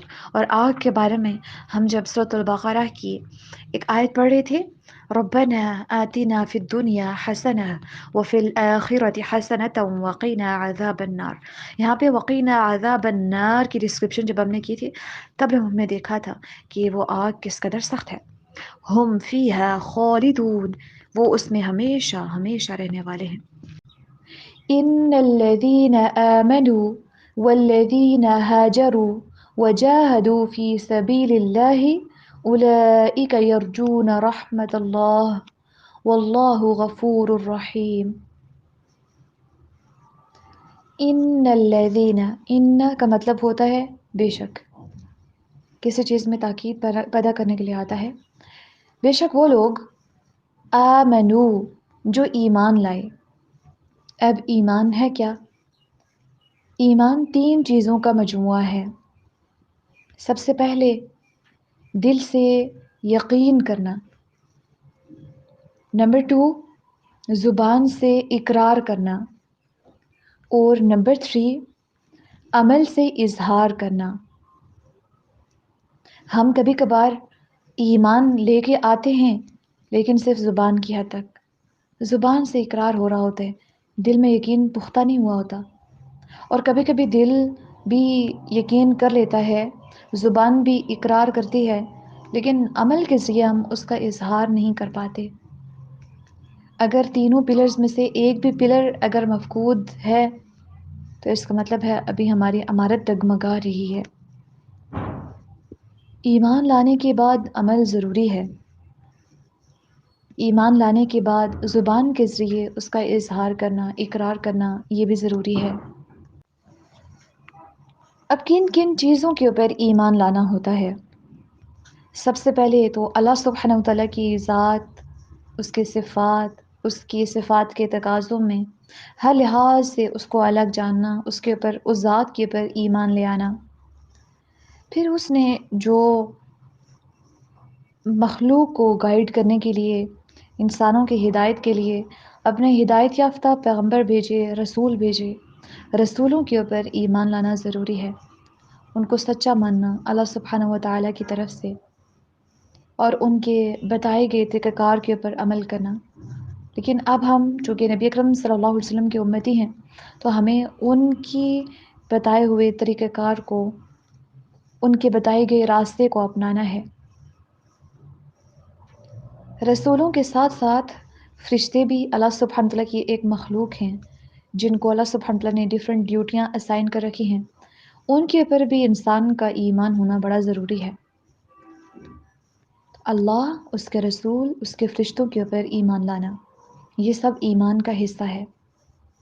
پھر آخرت کے دن کے اوپر بھی ایمان لانا، وہ دن حق ہے، موت کے بعد انسان دوبارہ سے اٹھایا جائے گا، اس کے اوپر انسان کا ایمان ہو، یہ بھی ایمان کی بیسکس میں ہے۔ پھر انسان اچھی اور بری تقدیر دونوں کے اوپر اللہ سبحانہ تعالیٰ سے راضی رہے اور ایمان لائے کہ جو میری زندگی میں ہے یہ اللہ سبحانہ تعالیٰ کی اجازت سے ہی ہے، اس کی اجازت کے بغیر کچھ بھی ممکن نہیں، نہ کوئی مجھے نفع دے سکتا ہے، نہ کوئی مجھے نقصان پہنچا سکتا ہے، ہر کام میں اس کی مشیت ضرور ہے۔ پھر اللہ سبحانہ وتعالی نے جو رسولوں کو کتابیں دی ہیں ان کتابوں کے اوپر بھی ایمان لانا ضروری ہے۔ الہامی کتابیں، آسمانی کتابیں 4 ہیں: تورات، زبور، انجیل اور قرآن مجید۔ اب چونکہ باقی ساری کتب میں کچھ نہ کچھ تبدیلیاں ہو چکی ہیں، ایک کتاب یعنی کہ قرآن مجید یہی بس اپنی اصل حالت میں موجود ہے، لہٰذا اسی کے اوپر عمل کیا جائے گا۔ ایمان سب پہ، عمل اس پہ۔ تو اللہ سبحانہ و تعالیٰ، اس کے رسولوں، اس کی کتابوں، فرشتوں، آخرت کے اوپر، اور نمبر 6 اچھی بری تقدیر کے اوپر ایمان لانا، یہ سب ایمان ہے۔ اب وہ لوگ جو ان ساری کرائیٹیریاز کو فلفل کرتے ہیں، جو ریئل معنی میں اسلام لاتے ہیں، اور ان کے ساتھ ساتھ وہ لوگ والذین ہاجروا، ہاجروا ہجرت کی، ہاجروا یہ ہاجرا یہجروا اس کا معنی ہوتا ہے کسی سے دل یا زبان یا پھر جسم کے ساتھ جدا ہو جانا،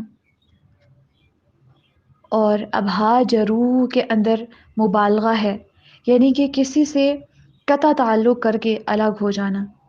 اس کا مطلب یہ ہے کہ دارالکفر کو چھوڑ کر دارالاسلام میں آ جانا۔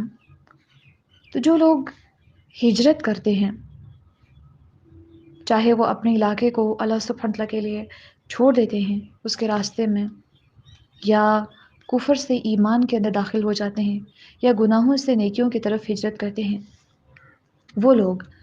اور تھرڈ قسم کے لوگ وجاہدوا، اور جنہوں نے جہاد کیا۔ جہادہ یجہدو اس کا مطلب ہوتا ہے کسی کام میں کوشش کرنا، اور جاہدہ مجاہدتاً و جہادن اس کا مطلب ہوتا ہے دشمن سے لڑنا۔ تو یہاں پہ اس کا معنی ہے کہ اپنی ساری کوشش کو صرف کرنا، لڑنا۔ تو ایسے لوگ جو اللہ تعالیٰ کے اوپر ایمان لاتے ہیں اور اس کے راستے میں ہجرت بھی کرتے ہیں، اور ساتھ ساتھ میں وجاہدوا فی سبیل اللہ، اللہ کے راستے میں پوری کوشش کرتے ہیں، چاہے جسمانی کوشش ہے، دماغی کوشش ہے، زبان کے ذریعے کوشش ہے، ہاتھ کے ذریعے کوشش ہے، وہ اس کے راستے میں کوشش کرتے ہیں اس کے کلمہ کو بلند کرنے کے لیے، اور اس کے کلمے کے خلاف جو سازشیں ہیں ان کو بند کرنے کے لیے وہ ہمیشہ کوشش میں مصروف رہتے ہیں۔ ان تینوں قسم کے لوگوں کا پروٹوکول کیا ہے؟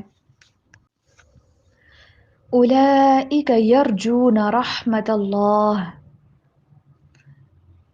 یہ وہ لوگ ہیں جو امید رکھتے ہیں اللہ سبحانہ و تعالیٰ کی رحمت کی، یعنی کہ ایمان، ہجرت اور جہاد، یہ تینوں ایسے اعمال ہیں جن کے نتیجے میں دل کے اندر اللہ سبحانہ وتعالیٰ کی رحمت کی امید پیدا ہوتی ہے۔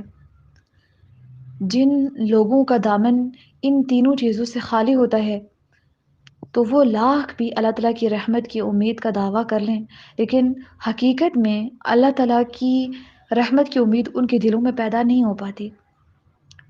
اس کے راستے میں کوشش کرنا، اس کے راستے میں ہجرت کرنا، اور سچے دل سے ایمان لانا، یہ ضروری ہے۔ تو اللہ سبحانہ و تعالیٰ کی رحمت کی امید اپنے دل کے اندر ڈالنے کے لیے انسان ان تینوں باتوں کے اوپر عمل کرے۔ واللہ غفور الرحیم، اور اللہ تعالیٰ بے حد بخشنے والا، نہایت مہربان ہے، رحم کرنے والا ہے۔ اللہ سبحانہ و تعالیٰ انسان کے گناہوں کو بخش دیتے ہیں۔ حدیث مبارکہ میں آتا ہے گناہ سے توبہ کرنے والا ایسے ہی ہے جیسے اس نے گناہ کیا ہی نہیں۔ تو وہ ذات انتظار کرتی ہے اپنے بندوں کے لوٹ آنے کا، وہ ذات اپنے بندوں کو بخشنے کے اوپر قادر ہے، وہ سب کو معاف کرنے کے اوپر قادر ہے، اور وہ معاف کرتی بھی ہے۔ غفرا، مغفرت، اس کا مطلب کیا ہوتا ہے؟ ڈھانپنا نا۔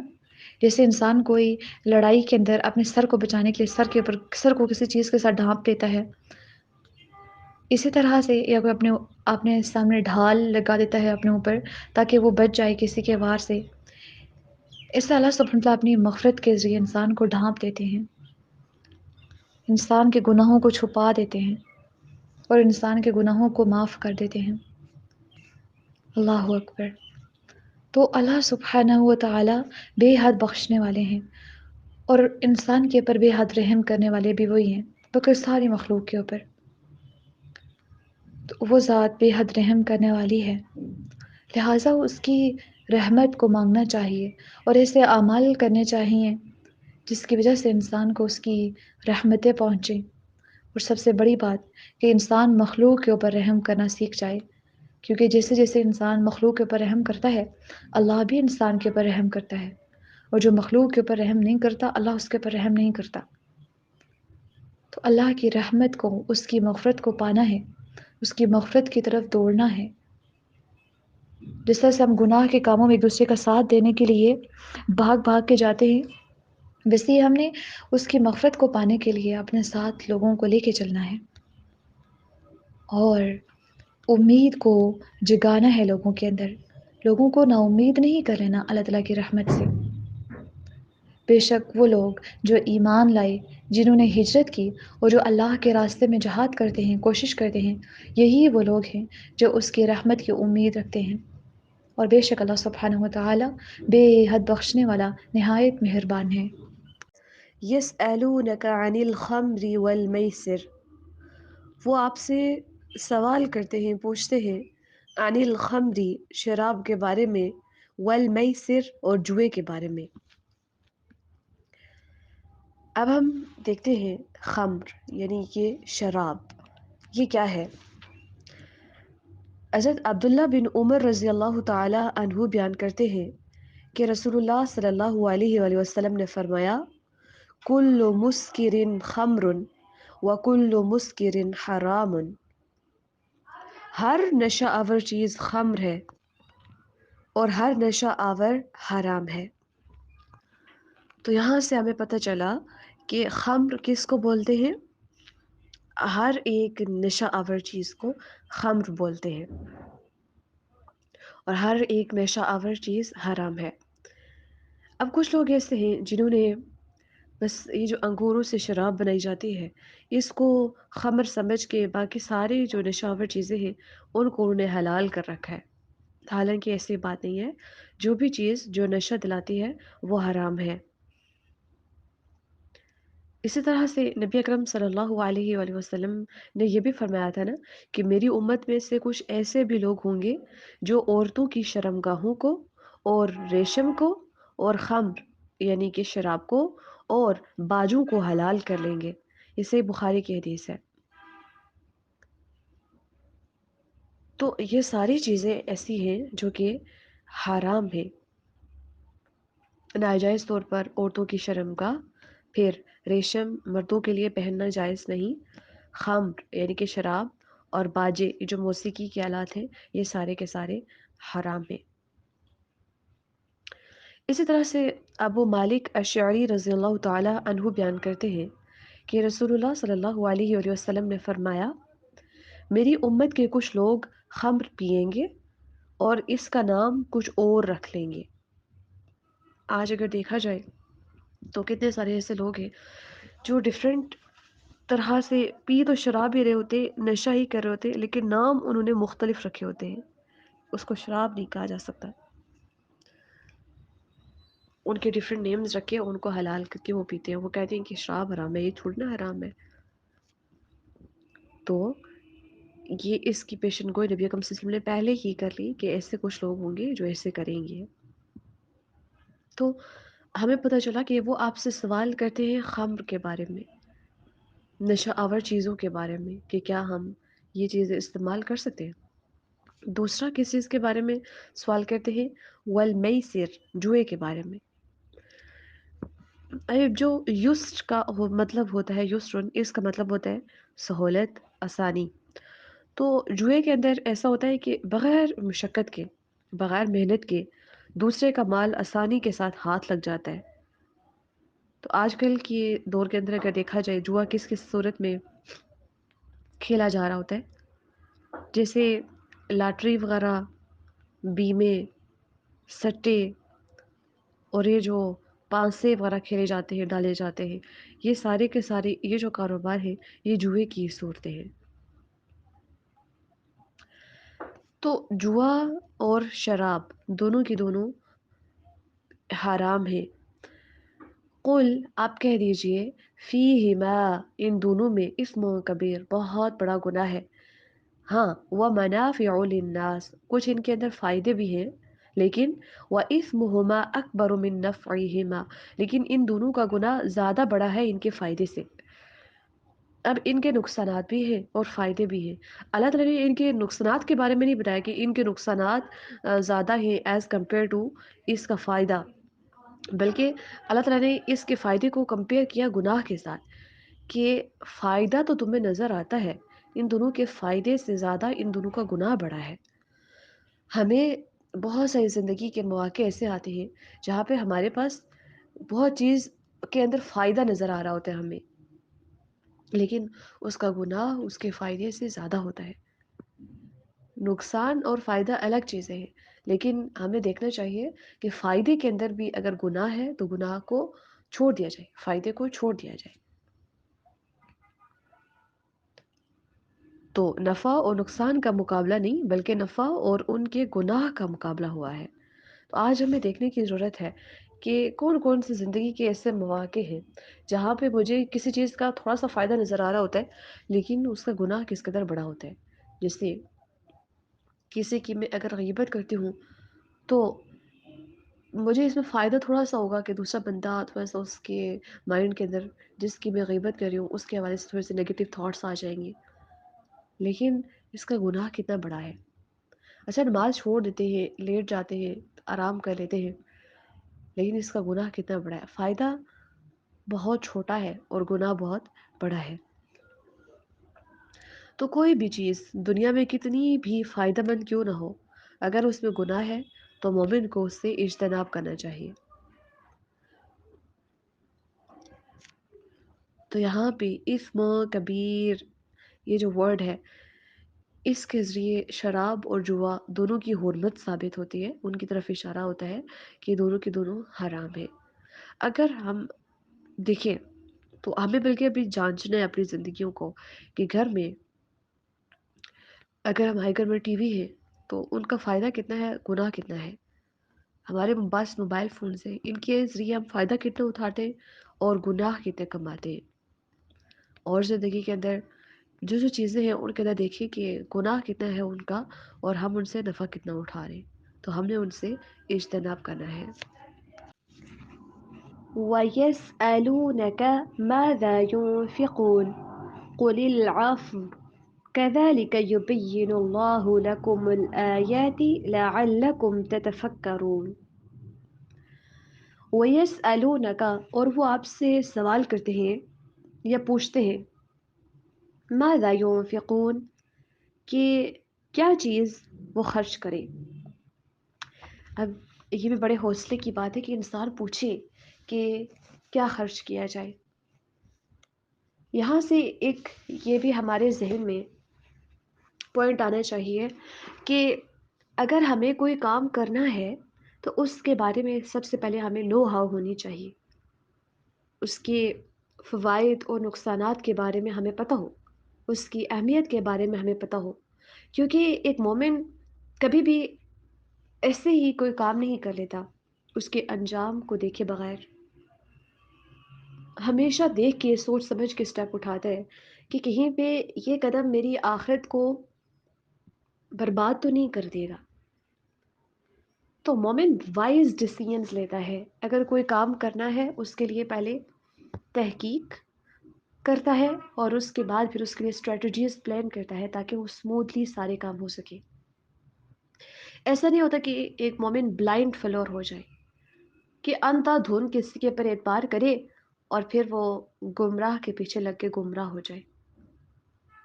اللہ تعالیٰ نے عقل دی ہے انسان کو، لیکن کچھ ہی ایسے لوگ ہیں جو حقیقت میں عقل والے ہیں اور وہ عقل کو استعمال کرتے ہیں. کیونکہ اگر انسان کے اندر سمجھ بوجھ ہے پھر بھی وہ ویسے ہی ڈیسیژنز جہالت کے لے رہا ہے، اس کا مطلب ہے اس نے اپنی عقل کو استعمال ہی نہیں کیا، اس نے اپنی عقل کو پہچانا ہی نہیں. تو سوالات کرنا، پوچھنا بری بات نہیں ہے. ہم سوال کر سکتے ہیں، پوچھ سکتے ہیں. اگر ہم سے ہمیں کسی بارے میں نو ہاؤ نہیں ہے تو ہم سوال کریں گے تو اس کے بارے میں تو ہی ہم جان پائیں گے. تو سوال کرنے سے اکثر لوگ اسپیشلی جب بچے کسی سے کوئی سوال کر رہے ہوتے ہیں نا، پیرنٹس سے یا بڑے بہن بھائیوں سے یا آس پاس میں کسی بڑے سے، تو بڑے تو سب سے پہلی بات ہوتی ہے کہ ان کو ٹوک کے نا جگہ پہ بٹھا دیتے ہیں. تمہارا اس سے کیا کام ہے؟ تمہیں اس سے کیا لگے؟ یا کوئی ایسی بات بول دیتے ہیں جس کی وجہ سے بچہ بالکل شاک ہو کے چپ چاپ ہو کے بیٹھ جاتا ہے سائڈ پہ ہو کے. اب وہ بڑے لوگ یہ ریئلائز نہیں کرتے کہ کوشچننگ انسان کی نیچر ہے. صحابہ کرام نبی اکرم صلی اللہ علیہ وسلم سے کوئی سوال کیا کرتے تھے تو نبی اکرم صلی اللہ علیہ وسلم ان کو یہ رہنمائی کیا کرتے تھے. ہاں، ہمیں دیکھنا چاہیے کہ کوئی بے جا سوالات ہم نہ کر رہے ہوں کہ جن کی کوئی تک نہیں بنتی، لیکن اگر ہم اپنے علم کے اندر اضافے کے لیے اور چیزوں کو عمل میں لانے کے لیے اگر ہم سوال کرتے ہیں تو ہمیں بالکل بھی ہچکچانا نہیں چاہیے. سوال کرنا، پوچھنا، کسی چیز کی تحقیق کرنا، یہ امپورٹنٹ ہے ایک مومن کی زندگی کے اندر، تاکہ وہ جو کام کر رہا ہے اس کو اس چیز کا آئیڈیا ہو کہ اس کا حکم کس نے اس کو دیا ہے کہ ایسا کری. آپ نے اکثر لائف میں دیکھا ہوگا، آپ بچپن سے لے کے ابھی تک نماز پڑھ رہے ہیں، نماز فرض ہے، نماز فرض ہے. اب فرض ہوتا کیا ہے؟ نماز کے اندر کیا پڑھتے ہیں؟ یہ دعا پڑھتے ہیں، کیوں پڑھتے ہیں؟ اس دعا کا مطلب کیا ہے؟ اچھا، یہ دعا جو نماز کا طریقہ کار ہے، نماز کی سیکوینس ہے، ترتیب ہے، یہ ساری ہم ایسے کیوں پڑھتے ہیں؟ اگر اس کے بجائے ہم دوسری طرح سے پڑھتے تو کیا ہوتا؟ اس کا حکم کس نے دیا ہے؟ ہم تکبیر کیوں کہتے ہیں؟ ہم سورۃ الفاتحہ کے بعد کوئی سورت کیوں ملاتے ہیں؟ وطر کی نماز الگ کس طرح سے ہے؟ یہ سوالات جب ہم کریں گے نہیں تو ہمیں کیسے پتہ چلے گا کہ نبی اکرم صلی اللہ علیہ وسلم نے پراپرلی ایک ایک نماز کس طرح سے سکھائی ہے، نماز کا وقت کون سا ہے، قرآن کو کس طرح سے پڑھا جائے، اس کا کیا مطلب ہے ورڈ کا، اور دین کے جتنے بھی احکامات ہیں ان کے بارے میں ہم جان کیسے پائیں گے اگر ہم پوچھیں گے نہیں؟ ہماری ہم ہماری یہ ایک بلیسنگ ہے کہ ہم مسلمان والدین کے گھر میں پیدا ہوئے. اب اس بلیسنگ کا ہمیں نقصان یہ اٹھانا پڑا کہ ہمیں تحقیق کرنا چھوڑ دی. ہمیں جو چیزیں بتائی گئی ہم نے انہیں کے اوپر اکتفا کیا اور ہم خوش ہو کے بیٹھ گئے کہ یس، ہم نے سیکھ لیا جو سیکھنا تھا، سو اب ہمارے لیے اتنا کافی ہے، ہم نے اتنا جان لیا، بس ہمارے والدین نے بتا دیا یہ کام کرنا ہے، اب کرنا ہی کرنا ہے. کیوں کرنا ہے؟ والدین نے بتایا یا ٹیچرز نے بتا دیا ہے. اس کے پیچھے کوئی ہمارے پاس اور لاجیکل ریزن نہیں ہوتی. تو ہمیں یہ اپنے مائنڈس کی جو تارے ہیں ان کو چھیڑنا ہے، کھڑکیوں کو کھولنا ہے دماغوں کی. پھر اس کے بعد جو ہم کام کر رہے ہیں ان کو جاننا ہے، جاننے کے بعد پھر اس کے اوپر ریسرچ کرنی ہے. اور obviously ہر انسان عالم نہیں ہوتا، تو جب وہ علم جانے گا، کسی جاننے والے سے پوچھے گا تو تبھی وہ انسان اس کو گائیڈ کر پائے گا. تو ہمیں اپنی زندگی کے اندر ایون دیٹ اگر کوئی بیماری آ جاتی ہے نا، ہم سیدھا پہنچ جاتے ہیں ڈاکٹر کے پاس. لیکن اگر کوئی دین میں مسئلہ ہے، دین کی کسی حکم کی سمجھ نہیں آ رہی، نماز جب اذان ہوتی ہے، اذان کے ٹائم پہ کیا کرنا چاہیے، کسی ہم عالم سے کبھی یہ سوال نہیں کرتے کہ اچھا اذان جو ہو رہی ہے نا، یہ اس کا کیا مطلب ہے، اذان کا، اذان ایک جو مؤذن ہے اذان دینے والا اس کی کیا فضیلت ہے. اس کے بعد اذان کے درمیان اگر ہم بولیں تو پھر کیا ہوتا ہے، مختلف اذانیں ہوتی ہیں، ان میں سے کتنی سننی چاہیے، اور کیا سننا ضروری بھی ہے یا نہیں ہے. صحابہ کا کیا عمل ہوا کرتا تھا جب اذان ہوتی تھی؟ اذان کے بعد پھر دعائیں کرنی چاہیے. اذان اور اقامت کے درمیان ہر دعا قبول ہوتی ہے. اس دعا دوران ہم کون کون سی ایسی دعائیں ہیں جو دنیا اور آخرت کی بھلائی کے لیے مانگ سکتے ہیں؟ ہم کبھی سوال نہیں کرتے، اپنے پیرنٹس سے بھی اس طرح کے سوال نہیں کرتے. تو علماء کرام کے پاس جانا، ان کے پاس بیٹھنا، ان کے مجالس سے فائدہ اٹھانا، سوالات کرنا، یہ تو شاید ہمارے لیے ایک ایسی چیز ہے جو بہت یونیک ہمیں لگے گی، کیونکہ کبھی شاید ہی کبھی زندگی کے اندر آپ نے کبھی ایسا کیا ہو. کبھی آپ خود سوچئے کہ آپ کسی میل یا فیمیل کسی بھی عالم یا پھر عالمہ کے پاس آپ گئے ہوں اور آپ نے خود جا کے ان سے پوچھا ہو کہ یہ ایسے کیوں ہوتا ہے. آپ کو زندگی میں 3-4 مومنٹس جیسے ملیں گے، اس کے علاوہ اتنی ساری زندگی کے اتنے سارے دنوں میں اتنے سارے جو سیکنڈز ہیں، منٹس ہیں، ان کے اندر سے صرف آپ نے چند ایک لمحات صرف ایسی سچویشن کے اندر آپ نے گزارے ہوں گے. جبکہ آپ عمل تو ہر وقت کر رہے ہیں، ہم بھی اعمال ہر وقت کر رہے ہیں. اب یہ اعمال کچھ ایسے ہیں جو بغیر کسی ریسرچ کے ہو رہے ہیں، اور اکثر لوگ بہت سارے گناہ اس لیے بھی کر رہے ہوتے ہیں کیونکہ ان کو علم ہی نہیں ہوتا. اب ہم ان کو کہیں کہ اب ان کے اوپر تو پکڑ ہی نہیں ہو سکتی کیونکہ ان کو علم ہی نہیں تھا. اللہ تعالیٰ نے عقل دی تھی نا، پوچھ تو سکتے تھے. پوچھتے اگر کسی نے جواب نہ دیا ہوتا پھر تو ان کے پاس ایک ریزن ہے کہ اللہ تعالیٰ کے سامنے جواز پیش کریں کہ ہمیں یہ بات معلوم ہی نہیں تھی اس لیے ہم ایسا کرتے آ رہے تھے. لیکن اب یہ تو کوئی ریزن نہ ہوئی نا کہ ہم نے پوچھنا ہی گوارا نہیں کیا. سو وی ہیو ٹو انڈرسٹینڈ اور بیسکس آف دین کہ ہر ایک انسان کے پاس دین کا بنیادی علم ہونا چاہیے. اور یہ علم آتا ہے انسان جو پوچھتا ہے، تحقیق کرتا ہے، سوال کرتا ہے. لیکن یاد رکھیے سوال ہمیشہ اس سے کرنا ہے جو اس اہل ہو کہ وہ اس کا جواب جانتا ہو. آپ اگر کہیں ایک راستے میں چلتے ہوئے پرسن سے آپ دین کے بارے میں پوچھیں گے، آپ کو وہ گمراہ تو کر سکتا ہے لیکن صحیح طریقے سے آپ کو جواب نہیں دے سکتا. اور جب کوئی جواب دیتا ہے اس سے آپ اس کی دلیل بھی پوچھیں کہ آپ کس بیس کے اوپر آپ نے یہ بات مجھے سکھائی ہے، تاکہ آپ اگر کوئی خود سے کوئی بات گھڑی ہوئی بتا رہا ہے، یا کچھ لوگ ہوتے ہیں نا ہمارے مولوی صاحب ایسے کرتے ہیں، محلے کے مولوی، بلکہ ان کے جو بڑے والے مولوی تھے، ان کے ابو جو تھے ان سے پہلے یہ بڑا نا نسلوں سے یہ مولوی ہے تو یہ کوئی کام غلط نہیں کہہ سکتے. آپ ان سے پوچھیں کہ نبی کریم صلی اللہ علیہ وسلم نے یا صحابہ نے کوئی عمل کیا ہے، وہ ہو تو آپ بتا دیں، نہیں تو پھر اپنی تحقیق کا عمل جاری رکھیں. بہت سے لوگ ایسے ہوتے ہیں، میری امی کہتی ہے ایسے نماز پڑھنی ہے، میرے ابو کہتے ہیں ایسے یہ کام کرنے کے لہٰذا میں کرتی ہوں. آپ ان سے پوچھیں کہ امی ابو آپ کا دین بنانے والے ہیں یا اللہ تعالیٰ ہیں؟ اللہ تعالیٰ نے دین پہنچایا ہم تک نبی کریم صلی اللہ علیہ وسلم کے ذریعے، تو ذرا ان کے بارے میں جانچ کریں، ان کے بارے میں آپ تحقیق کریں، ریسرچ کریں کہ نبی کریم صلی اللہ علیہ وسلم نے یہ عمل کیا ہے یا نہیں. دین کو اپنے محلے کے مولوی تک یا کسی ایک اسپیسیفک پرسنالٹی تک لمیٹائز نہ کریں. اس کی وجہ سے اکثر ایسا ہوتا ہے کہ ہماری سوسائٹی کے اندر شرک بہت زیادہ عام ہے. مزاروں کے اوپر جانا، وہاں پہ جا کے چڑھاوے چڑھانا، پھر پتہ نہیں منتیں ماننا، اور پھر وہاں پہ کیا کیا باندھنا، پھر پیروں کے پاس جانا کہ پیر ہماری یہ کر لیں گے وہ کر لیں گے، اور مردوں سے جا کے کہنا کہ آپ ہماری دعا کر دیں. اور اولیاء کرام کا کانسیپٹ بالکل رانگ وے کے اندر اس قدر لیا گیا کہ شرک کی طرف، اس سے مکمل طور پر واضح طور پر شرک کے اندر لوگوں کو مبتلا کر دیا. پھر کچھ لوگ ایسے ہیں جو کیونکہ مومنٹ وہی ہے، مسلمان ہونے کا کرائٹیریا یہ ہے کہ ہمارے دل کے اندر سب سے زیادہ محبت اللہ سبحانہ وتعالیٰ کی، اس کے بعد رسول صلی اللہ علیہ وسلم کی، اس کے بعد پھر باقی جو لوگ ہیں وہ آتے. تو ہم اپنے اندر اپنے دلوں کے اندر کس کس کو خدا بنا بیٹھتے ہیں اور رب کے مقام کو اس سے پیچھے کر دیتے ہیں. کچھ لوگ ایسے ہیں بغیر علم کے بات کر رہے ہوتے ہیں اور یہ کہہ دیتے ہیں کہ نبی کریم صلی اللہ علیہ وسلم نور ہے، بشر نہیں ہے. حالانکہ قرآن مجید میں کلیئر کٹ ورڈز کے اندر ہے کہ نبی کریم صلی اللہ علیہ وسلم بشر تھے. پھر اس کے بعد جیسے عام انسان کو زندگی ملتی ہے اسی طرح سے، بلکہ اللہ تعالیٰ نے کہا کہ باقی جس طرح سے مر کے آپ بھی اگر مر جائیں تو کیا یہ لوگ دین سے پھر جائیں گے؟ یہ دین سے نہ پھرے. اور اس کے علاوہ پھر نبی کریم صلی اللہ علیہ وسلم کے مقام کو اس قدر بڑھا دیا کہ اللہ کے برابر لا کے کھڑا کر دیا، اور سم ٹائمز اللہ سے بھی آگے لے کے گئے.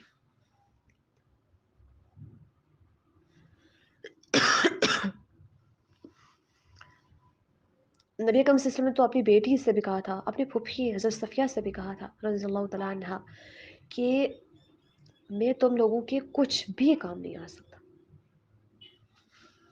تو جس کا عمل اس کو پیچھے کر دے اس کا نسب اس کو آگے نہیں کر سکتا.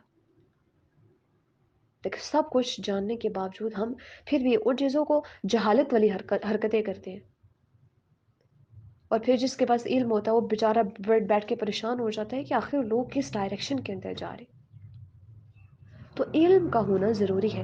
اور یاد رکھیے علم آتا ہے جب آپ سوال کرتے ہیں، جب آپ تحقیق کرتے ہیں، جب آپ مؤدب ہو کے بیٹھتے ہیں، طالب علم بنتے ہیں تو علم آتا ہے. اور صرف اس لیے علم حاصل نہ کریں کہ بس یہ ہمارے پاس علم آ جائے، جانوں کسی کے ساتھ بات کروں تو میرے پاس کچھ علم ہو، کچھ ڈیٹا ہو جو میں کسی کے ساتھ پرووائڈ کر سکوں. نہیں، بلکہ جانیں اس لیے تاکہ مجھے پتہ تو چلے کہ اللہ تعالیٰ نے مجھے کن باتوں کا حکم دیا تاکہ میں ان کے اوپر عمل کر سکوں. عمل کے لیے علم کو جاننا ہے انشاءاللہ.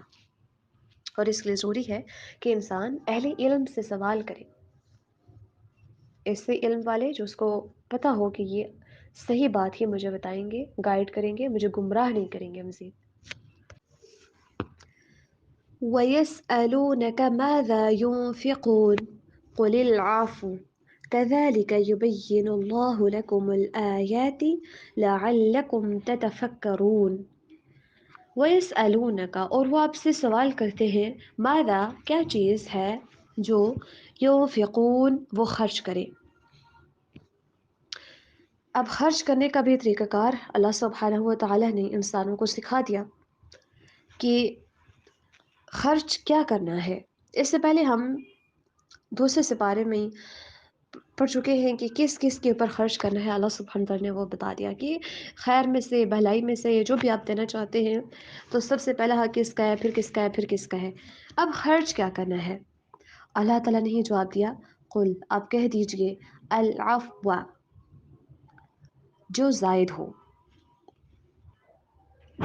اور یہ جو عفو کا معنی ہے بیسیکلی اس کا معنی ہوتا ہے کہ کسی چیز کا بہترین اور عمدہ ترین حصہ. تو جس طرح سے کہ چوتھے سپارے کے شروع میں بھی نا سورہ آل عمران کے اندر بھی ہمیں پتہ چلتا ہے کہ ہمیں اپنی محبوب ترین چیز اور بہترین چیز کو ہی اللہ تعالیٰ کے راستے میں خرچ کرنا چاہیے. تو ایک تو جو زائد ہو اور دوسرا بہترین اور عمدہ ترین حصہ. پہلا معنی ہم نے عفو کا کیا پڑھا کہ کسی چیز کا بہترین اور عمدہ ترین حصہ. جیسے اللہ سبحانہ وتعالیٰ فرماتے ہیں اعوذ باللہ من الشیطان الرجیم لا تنالوا البر حتى تنفقوا مما تحبون کہ تم اس وقت تک نیکی کو پہنچ ہی نہیں سکتے جب تک کہ تم اس چیز کو خرچ نہ کر لو جس سے تم محبت کرتے ہو، جسے تم محبوب رکھتے ہو. تو نیکی تک پہنچنے کے لیے ضروری ہے اپنی محبوب اشیاء کو قربان کیا جائے، اللہ کی راہ میں ان کو خرچ کیا جائے. جو چیز سب سے زیادہ پسند ہو اللہ تعالیٰ کے راستے میں اسی کو انسان لگا دے. تو عفو کا پہلا معنی کہ کسی چیز کا بہترین اور عمدہ ترین حصہ. تو ہمیں پتہ چلا کہ کسی چیز کا عمدہ اور بہترین حصہ ہم نے اللہ تعالیٰ کے راستے میں خرچ کرنا ہے. سورۃ البقرہ کی آیت نمبر 267 اس کے اندر بھی اللہ سبحانہ وتعالیٰ ہمیں بتاتے ہیں کہ اللہ تعالیٰ کے راستے میں جب آپ خرچ کرو تو پاکیزہ چیزوں کو خرچ کرو. اعوذ باللہ من الشیطان الرجیم یا ایہا الذین آمنوا انفقوا من طیبات ما کسبتم ومما اخرجنا لکم من الارض ولا تيمموا الخبيث منه تنفقون ولستم بآخذيه إلا أن تغمضوا فيه واعلموا أن الله غني حميد. اے ایمان والو تم خرچ کرو پاکیزہ چیزوں میں سے جو تم نے کمائی ہے وَمِمَّا أَخْرَجْنَا اور جو ہم نے نکالی ہے لَكُم مِّنَ الْأَرْضِ تمہارے لیے زمین میں سے. آپ ان میں سے خرچ کریں لیکن ان میں سے صرف پاکیزہ چیزیں ہی اللہ تعالیٰ کے راستے میں خرچ کرنی ہے. وَلَا تَيَمَّمُوا الْخَبِيثَ مِنْهُ تُنْفِقُونَ اور ان میں سے جو ایسی ہیں گندی چیزیں ان کے بارے میں یا ناپاک چیزوں کے بارے میں تم ارادہ نہ کرو کہ تم انہیں خرچ کرو گے. وَلَسْتُمْ بِآخِذِيهِ إِلَّا أَن تُغْمِضُوا فِيهِ کیونکہ ایسا ہوتا ہے کہ تم بھی ان کو لینے والے نہیں ہوتے. اگر تمہیں کوئی دے تو تم بھی نظر چراتے ہوئے یا آنکھیں بند کر لو اگر تمہیں ویسی چیز دی جائے. اور جان لو کہ اللہ تعالیٰ بے پرواہ اور بے حد خوبیوں والا ہے. اگر ہم کسی کو پھٹے پرانے کپڑے دیتے ہیں اب ہمیں یہ سوچنا چاہیے کہ اگر وہی ڈریس کوئی ہمیں دے تو ہمیں کیسا لگے گا. ہم اس کو لیتے ہوئے آنکھیں بند نہیں کر لیں گے. تو ہمیں اللہ تعالیٰ کے راستے میں عمدہ چیز کو خرچ کرنا ہے. اور عفو کا دوسرا معنی ہوتا ہے زائد چیز.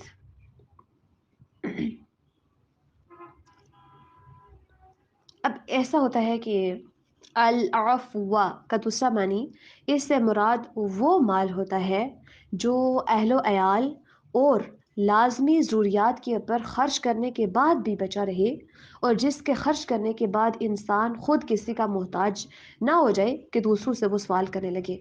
یعنی کہ اتنا خرچ کریں جتنا کہ آپ اپنے اہل و عیال کے اوپر خرچ کر لیں، اس کے بعد پھر آپ اس میں سے اپنی جو ضروریات ہیں وہ بھی آپ کی پوری ہو جائیں. اس کے بعد اگر کچھ بچتا ہے تو اس کو خرچ کر لیں، اللہ تعالیٰ کے راستے میں اس کی مخلوق کے اوپر خرچ کریں، دے دیں. اب کچھ لوگ ایسے ہوتے ہیں کہتے ہوتے ہیں کہ گھر میں عذاب اور باہر ثواب. کہ گھر میں بہت لوگ پریشانی کے عالم میں ہوتے ہیں، قسم پرسی کا عالم ہوتا ہے، اور باہر بڑی فراخ دلی خرچ کر رہے ہوتے ہیں، دکھا رہے ہوتے ہیں، بڑے فراخ دلی سے خرچ کر رہے ہوتے ہیں. تو ہمیں دیکھنا چاہیے کہ ہم سب سے پہلے تو اپنے اوپر خرچ کریں، پھر اپنے اہل و عیال کے اوپر ان کی جو ضروریات ہیں ان کو پورا کریں، اور اس کے بعد پھر جو اپنے قریبی ہیں ان کے اندر پھر ہم خرچ کریں. اپنے گھر کی ضروریات پوری ہونا، یہ پوری کرنا یہ پہلی ذمہ داری ہے. اپنے ضروریات کو پوری کرنا یہ پہلی ذمہ داری ہے. ایسا نہ ہو کہ آپ سب دوسروں کے اوپر خرچ کریں، بعد میں پھر یہ پورا مہینہ لوگوں سے مانگتے پھریں. دوسروں سے بعد میں مانگنا، سوال کرنا کہ اتنا محتاج بندہ ہو جائے کہ دوسروں سے سوال کرنا پڑے، ایسا نہیں کرنا چاہیے. تو خرچ اس انداز میں کرنا ہے کہ خود بھی انسان محتاج نہ ہو. رسول اللہ صلی اللہ علیہ وآلہ وسلم نے فرمایا، بہتر صدقہ وہ ہے جو خوشحالی کے ساتھ ہو، اور تم پہلے اپنے اہل و عیال پر خرچ کرو. صحیح البخاری. تو یہ وہ صدقہ ہے جو نفلی صدقے کی بات ہو رہی ہے. ادروائز جیسے فرضی زکوٰۃ وغیرہ ہوگی تو وہ تو آپ کو ہر حال میں ادا کرنی ہی کرنی ہوتی ہے، اور زکوٰۃ تب ادا کرنی ہوتی ہے جب نصاب تک پہنچ جائے مال، اور اس کے جو کرائٹیریا ہے وہ بھی سارا کا سارا فلفل ہو رہا ہو. اور کس پہ خرچ کرنی ہے یہ بھی قرآن ہی زکوٰۃ کے مصارف سے ہمیں متعارف کرواتا ہے. تو اب ہمیں دیکھنا ہے کہ ہم یہ تو سوچتے ہیں کہ ہم نے خرچ کرنا ہے، لیکن ہم خرچ کس کے اوپر کرتے ہیں، کتنا کرتے ہیں. یہ تو ہمیں پتہ چل گیا کہ جو زائد ہو، عمدہ ہو، بہترین ہو، ہمیں وہ خرچ کرنا چاہیے اللہ تعالیٰ کے راستے میں. کن کے اوپر خرچ کرنا وہ بھی ہم اس سے پہلے پڑھ چکے. اب ہمیں یہ خود کو انالائز کرنا ہے کہ ہم کن چیزوں کے اوپر اصل میں اپنا مال خرچ کر رہے ہوتے ہیں، لگا رہے ہوتے ہیں. كذلك يبين الله لكم الآيات لعلكم تتفكرون. اسی طرح اللہ تعالیٰ تمہارے لیے آیات کو کھول کر بیان کرتا ہے تاکہ تم غور و فکر کرو. اس آیت مبارکہ کے اندر اللہ سبحانہ وتعالیٰ نے ابھی شراب کا جو حکم ہے یہ ڈائریکٹلی یہاں پہ حرام نہیں ہو رہا، یعنی کہ شراب کو حرام نہیں قرار دیا جا رہا، آپ دیکھتے ہوں گے. لیکن آگے جب آیات آئیں گی کچھ، ان کے اندر پھر اس کی حرمت بھی ثابت ہو جائے گی.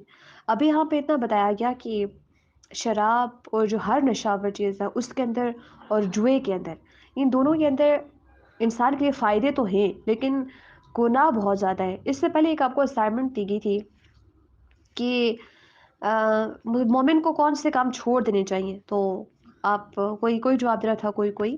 اس کا صحیح جواب یہ ہے کہ مومن کو وہ کام چھوڑ دینا چاہیے جس میں نفع تو ہو لیکن اس میں گناہ ہو.